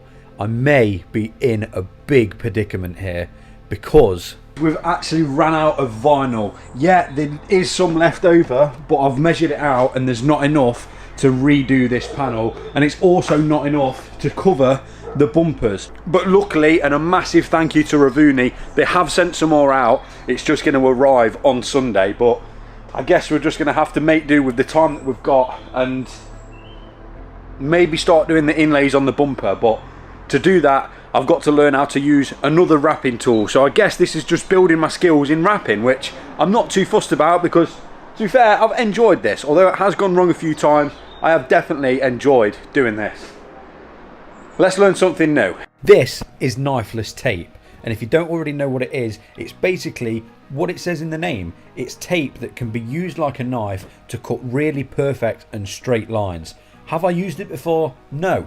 Am I going to use it to wrap an entire car when I'm really low on vinyl? Yeah. Let's give it a go. So to make my life easier, what I'm going to be doing is doing something that they call an inlay. And that basically means that instead of stretching the vinyl from this face all the way to this corner, which will really stretch it, and when it goes cold, it will probably end up lifting, what we're going to do is put an inlay in. And that means wrapping this top section here, using the knifeless tape on the body line to then get a really nice cut along the edge. That way, we don't have to stretch the vinyl and it may be lift in the future. I know I might sound like I know what I'm on about, but this is the first time I've ever used knifeless tape. And it just goes to show, if I can do it, so can all you guys. So we're going to give this a go. I'm going to clay bar the whole thing, and we're going to see if we can use this knifeless tape to put a nice inlay in. Luckily, I have got a load of scrap pieces of vinyl that I've cut either too short or too long, and they're just offcuts from other pieces, so we're not wasting any more vinyl. And yeah, hopefully this goes pretty smoothly. Well, here goes nothing, and with the time that we've got waiting for the vinyl to arrive, I guess I can perfect this with a load of practice. Obviously, we're going to use the hydro products again to prepare the panel and do a bit of clay barring. Then I'm going to wipe it down with some meth spirit, and then it's time to actually lay the knifeless tape. I hope this goes well, but we'll find out. Here is moment of truth. I've got the inlay all laid. It's not the cleanest cuts on the inside, but that's going to be behind the boot once the car's shut, so I'm not too fussed about that. I will tidy it up, but what I want to get done first is see if this knifeless tape will actually work for me. So I guess let's just give it a go. Oh, professional, mate. Yes! Yes! That is my first time ever using knifeless tapes, and for those that follow me on Instagram, you'd have seen where I was practicing on this bit. It took me probably about 5 attempts to realise that I just needed to cover my finger, because I kept lifting the vinyl every time I went to cut with the tape. And I needed to just cover my finger over it and then pull at the same time. And as soon as I figured that out, that is it. We have got my first ever inlay complete. Buzzing. Off camera, I decided to go ahead and do the front bumper as well, and I thought with the time that I've got waiting to the vinyl, I might as well just clay bar the rest of the panels and just get them ready for when it arrives, which is now. And just to double up on the pressure, not only has this got to be done this week, but I've got just enough vinyl. The vinyl arrived a minute ago and the whole roll is already gone. I've got the cutouts for this side of the car, for the whole right hand side. I've got this, which I'm hoping it should do, will do both the bumpers. Obviously if I cut it in half, straight down the middle, I'll be able to get 2 bumpers out of that. And then I've got all the vinyl down this side for that side of the car, and I've just got enough to complete this job if I don't mess up. Oh my god, this is the first time I've ever wrapped a bumper as well, and it is the only time I can do it, because if I mess this up, all this has got to come down by the end of the week. So oh my god, this is pressure. Right, let's crack on. Now it's back on to the right hand side that I messed up last time, and if there's one thing I've learned, that is to just take my time when I'm cutting it. I did seek some professional advice, so I do kind of know a bit more what I'm doing, but for now I've just got to get it laid. Absolutely buzzing. This side has gone really, really well. Now it's on to the other side. I'm going to do it off camera, so it should be done pretty quickly in 3, 2, 1, and there we go. That is the whole side done. All we've got to do now is start trimming and cutting the edges and tucking it round and getting it completely finished. This really is the most important part of wrapping. You could wrap a panel and make it look literally like paint, but if you cut it wrong, it's just going to make it look awful. So I took my time, thought about what I was doing, and made sure that I wasn't going to mess up. It is properly starting to come together now. To be fair, we can actually start putting a few bits back on. I was going to do it all at the end, but I thought just to get a few bits out the way while we're working, we could start actually putting the car back together. So I think we should start with the window trims. They came out so we could get a good tuck line, which we since have. They can all go back in.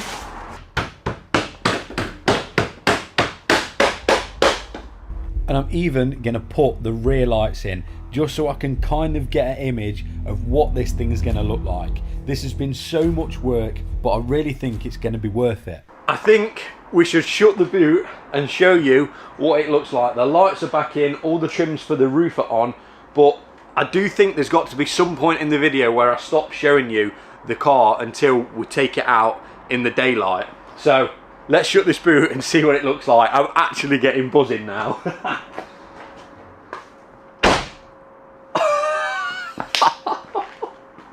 Look at it. Look at that. It's mad to actually think we bought this car not having a clue what we do with it on the channel, and it's now here under my gazebos, and we've wrapped the car ourselves. That's nuts. The other side is looking amazing also. It's proper starting to, well, look like a car again. All we've pretty much got left to do now is just to wrap the bumpers, which I will show you. We've got the rear bumper, which is almost done, and then just the front one, and then all we've got to do then is start putting everything back together on the car and get it ready to tax it, insure it, and take it out on the road. Bear in mind, I have never seen this car in the daylight. From when we started it till now, it has been under these gazebos, and I've only seen it under these almost floodlights. So I'm really, really excited to see what it is going to look like out on the road. And yeah, I can't believe it has come this far. I can't believe we've stuck to it, got it done, and it now looks like this. I'm going to trim the side skirts, and then we're on to the bumpers pretty much. But I'm not going to bore you with any more wrapping. I think we should finish doing that and then reveal what the car looks like. So in the next clip, this car will finally be complete.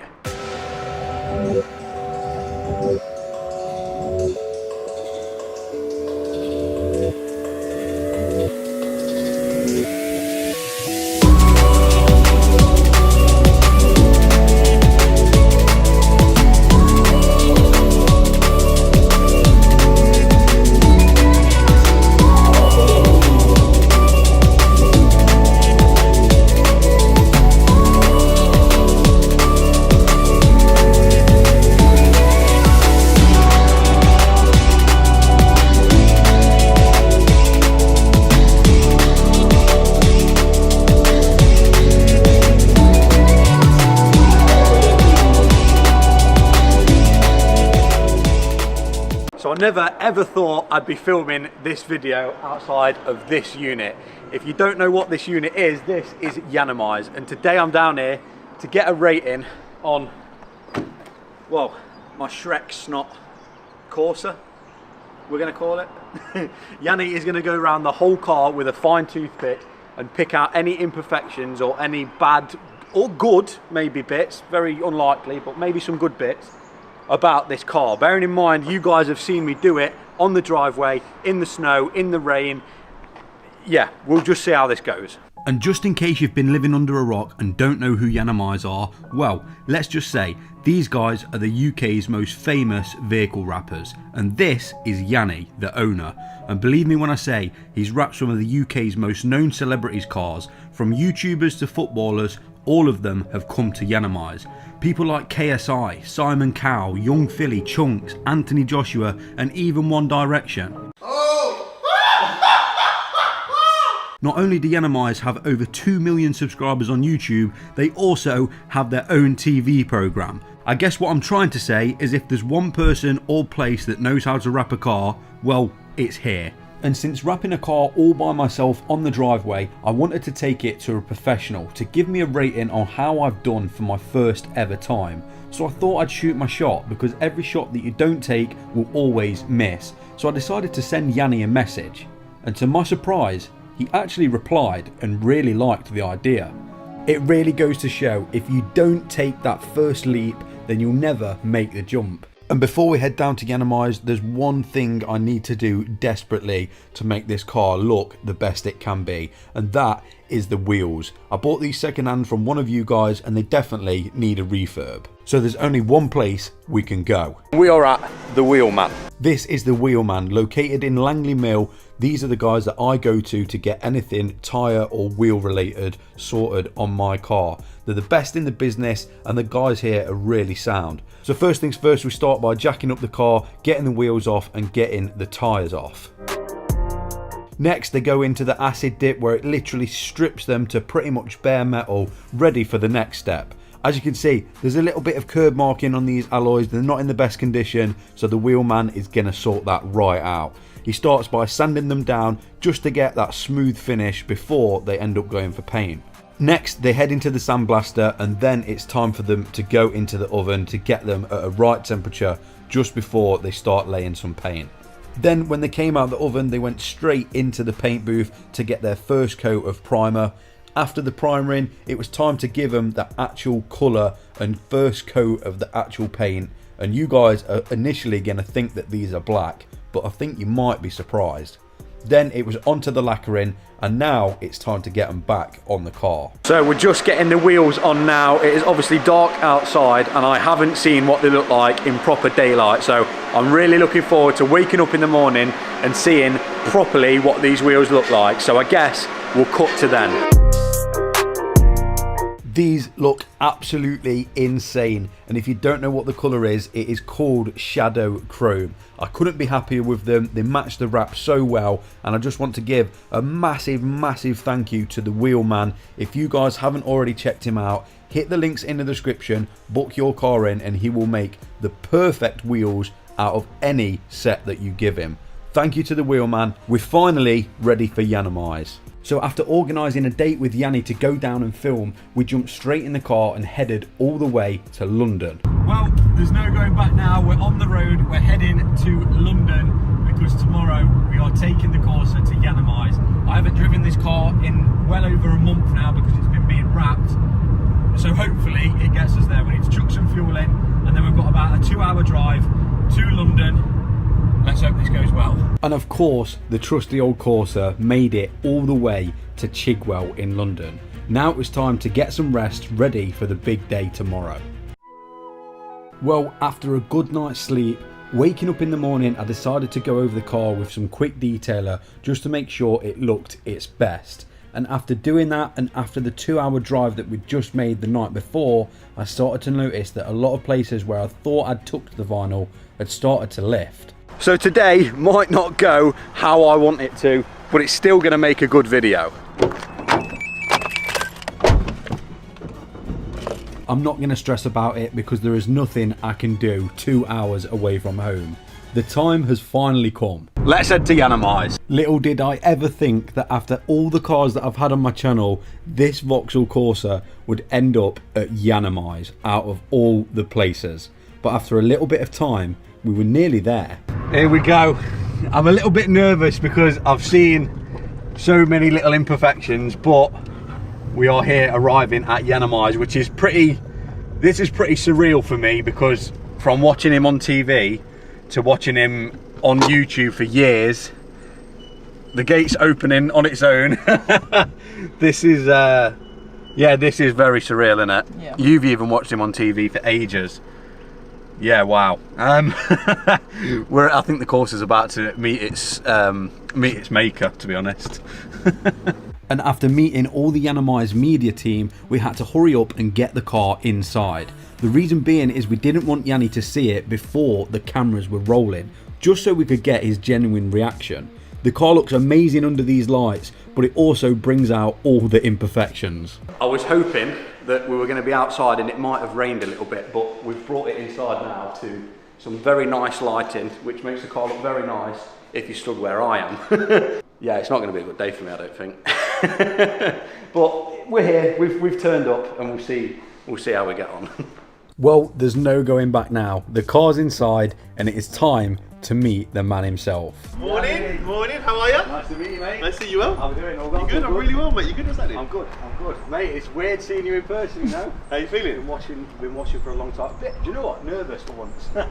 Very nervous, but I'm intrigued to see what you think. I watched your video. Have you watched it? I watched I think episode 10 and 11. Okay. So there's a couple of things I'm just like, wow, don't do that. But we'll go over it. Obviously your car's there, and obviously I haven't seen your car yet. Okay. It looks like a nice colour. But there's certain things I'm going to go with regards to the vinyl, how you prep the car, how you clean it, taking off certain panels. Yeah. Wrapping it outside. You understand? There's quite a lot to this. It's not as easy as it looks. It's definitely not. However, can I be honest when I see this car? I'd rather you be honest and brutal. Brutal? Yeah, brutal. She's laughing. It's awful. No, I haven't seen it, so I don't know. I haven't seen it. Well, I like when you keep saying, perfect panel, there's no bubbles on it, there's no this, that and the other. Perfect for me. You said as well, like it's like been Yanamized, didn't you? Yeah. Has it been? No. And after watching Yanni for numerous years, I can honestly say in person, he is a top bloke. I decided to tell him that he could be as brutal and as honest about my car as possible. With nothing to lose, a 500 quid Corsa, I am not going to get offended. But then it was time for me to go upstairs and let Yanni do his work in front of their cameras. The famous Wall of Fame. Look, there's like how many famous people have been here? Footballers, celebrities. Like, I've watched nearly every person sign this wall. Stormzy. It's literally Stormzy. Oh my god. Look, Matt Watson from Carwow. Tion Wayne. How mad is that? No, it's Gemma Collins. Gemma Collins. Okay, so Yanni is currently downstairs rating my car. I'm a little bit anxious of what he's going to say. I've said to myself that if he says that it's not the worst he's seen, then I'm okay with that, judging by the circumstances of when I wrapped it. But he's currently downstairs, going around it with a fine toothpick. There's some of the kind of tuck-in that maybe I could have done a lot better, but there's also some bits that have lifted with it being cold, so I guess we'll just have to see. I'm starting to think that if I knew that this car would end up where it is today at Yanamize, I'd have maybe took my time with more panels and done things a little bit different. But there's no going back. After randomly flicking through all the different wrap colours that I wish I'd have chosen, it was time to go back downstairs and find out Yanni's verdict. Moment of truth, let's go see what Yanni thinks of the Corsa. And as expected, for someone that has been doing it majority of his whole life, it's absolutely amazing to see how many things Yanni actually picked up on. Things that even though I wrapped the car myself, I never even realised I was doing. It just goes to show experience is everything. So while we let them film the segment for their video, we'll catch up with Yanni afterwards and get him to go through the car so you guys can see what he thought. So hi guys, it's Yanni from Yanamize and I'm with Jesse. Hello. This is his YouTube channel and he's brought his car down to Yanamize for me to rate his wrap. Yeah, and if you haven't already noticed, there's a lot of rating going on. Yeah, so you're going to see some yellow tape on the car, which is where I found imperfections. To be fair, I could have probably yellow taped the whole car, but it was the first time he'd wrapped a car. He wrapped it outside, the vinyl's poor quality, and you think you could have wrapped the whole car in tape? Yeah. Can if you want. It'll probably look better. Yeah. We're going to go around the car and Yanni's going to give a quick brief on what I could have done better, what I could do better, and what you've kind of picked up on. Yeah, so obviously if we come around here, we'll start with the door. He's put a join there. There should be no join on the door. The wing mirror should have been removed. He did tell me he removed the wing mirror. That's however, the other side hasn't got a join. So I always say to people, if you're going to do one thing on one side, mirror on the other side. If that's got no join, why has this one got a join? And he did tell me this was the one he wrapped second. So how did that work? That is the truth. That is the truth. Okay, we've got this panel, this area here is quite good. It's quite straight and it's down and it's okay. But as you go round, yeah. But again, we'll put this down to the fact of he wrapped it outside. It was in the cold. It was in the elements. If we come around this side, finishing I think is his problem. Look at this finishing. Look at all this. Look at this here. Finishing is where he's gone wrong. He's managed to lay the panels. You got to remember, he's a newbie. He's laid the panels in one piece. Well, not this door, but he's laid the panels in one piece. Limited bubbles, but he's finishing where he's really, really struggled. That was quite a nice touch. So what he's done is he put his logo underneath and then he's embossed it, so he's wrapped over the top. So as you can see, that's quite cool. The boot lid is probably the best part of the car that's been wrapped. Quite nice, a few little imperfections, it's not straight. The handle, let's not talk about that handle. I don't know what went wrong there. Better to have too much than too little. Should we put it down to that? No. Back bumper, again, not straight. You can see it's green and it's black and it's green and it's black and it's green and it's black. I'm not quite sure what happened here. Looks all right now. You'll see on his previous video, I can't remember if it was episode 10 or episode 11, that he said this door here could be that good, it could be wrapped on a Ferrari. Now, there's the missus over there. She was laughing at that. Definitely not on a Ferrari or whatever Ferrari you think you've got or had or MR2 for MR2 Ferrari. Because he was like, look, it looks really good. And I was like, what about all of this here? He's like, oh yeah, it is lifting a little bit here. Yeah, you're right, Jan. You're right. And I think this was even worse when you're lifting this here. Okay, the finishing here.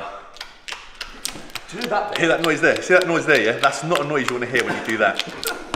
That bit I literally put back down last night. Did you? Yeah, and it's come back up. But like you say, I should have left more of a kind of hangover for more of the vinyl to stick instead of just leaving that tiny little bit. I've definitely learned coming here. Definitely. He's learned a lot. I've given him some tips, and obviously he's going to try it again. This here, I literally just touched the arch and it just fell off because all the clips are broken. Yeah. And then I said to him about what he should do to put it back down, and would you say Tiger Seal? Tiger Seal. Tiger Seal. But then if you look at his spoiler here, he's used Tiger Seal here, and you can see it screaming to come up. So Tiger Seal's definitely not his friend. But overall, it's not bad for a first timer and someone that's wrapped it outside. And on a scale of perfect to awful, it's closer to awful. Yeah. As I said, there's a lot of the full videos on the Yanowise YouTube channel. You can see it there where I've rated it. You have to check that out. People want me to rate their cars, so Jesse's the first person for me to rate their car officially, because usually when I go to shows, everyone's like, Yanni, what do you think of my car? Can you tell me what you think? And I feel bad because they've had it done by professionals. You're not a professional, so no, this cost me overall, nothing. it's not bad. Yeah. Okay. It's not great. It's nice from far, but far from nice. Yeah, if you social distance from the car, 2 metre rule, it's okay. 10 metre rule. 10 metre rule, it's okay. From a helicopter, okay? Looks beautiful. Anyway, I'm heading out. That's Jesse. Thank you, absolute pleasure. Thank you. Guys, take care and I hope you enjoyed the video.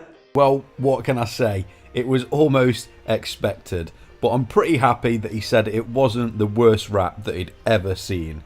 So, I'll take that. Well, with everything Yanni had to say, I guess it would be criminal to not come home and at least try and rectify some of them. My downfall, that was when I did the first ever drive in this, it was also the drive down to Yanni. So when all the air has got in between the doors and all round the car, the vinyl started to lift. So I think the least we can do is get the heat gun out and at least try and stick a few of them corners back down.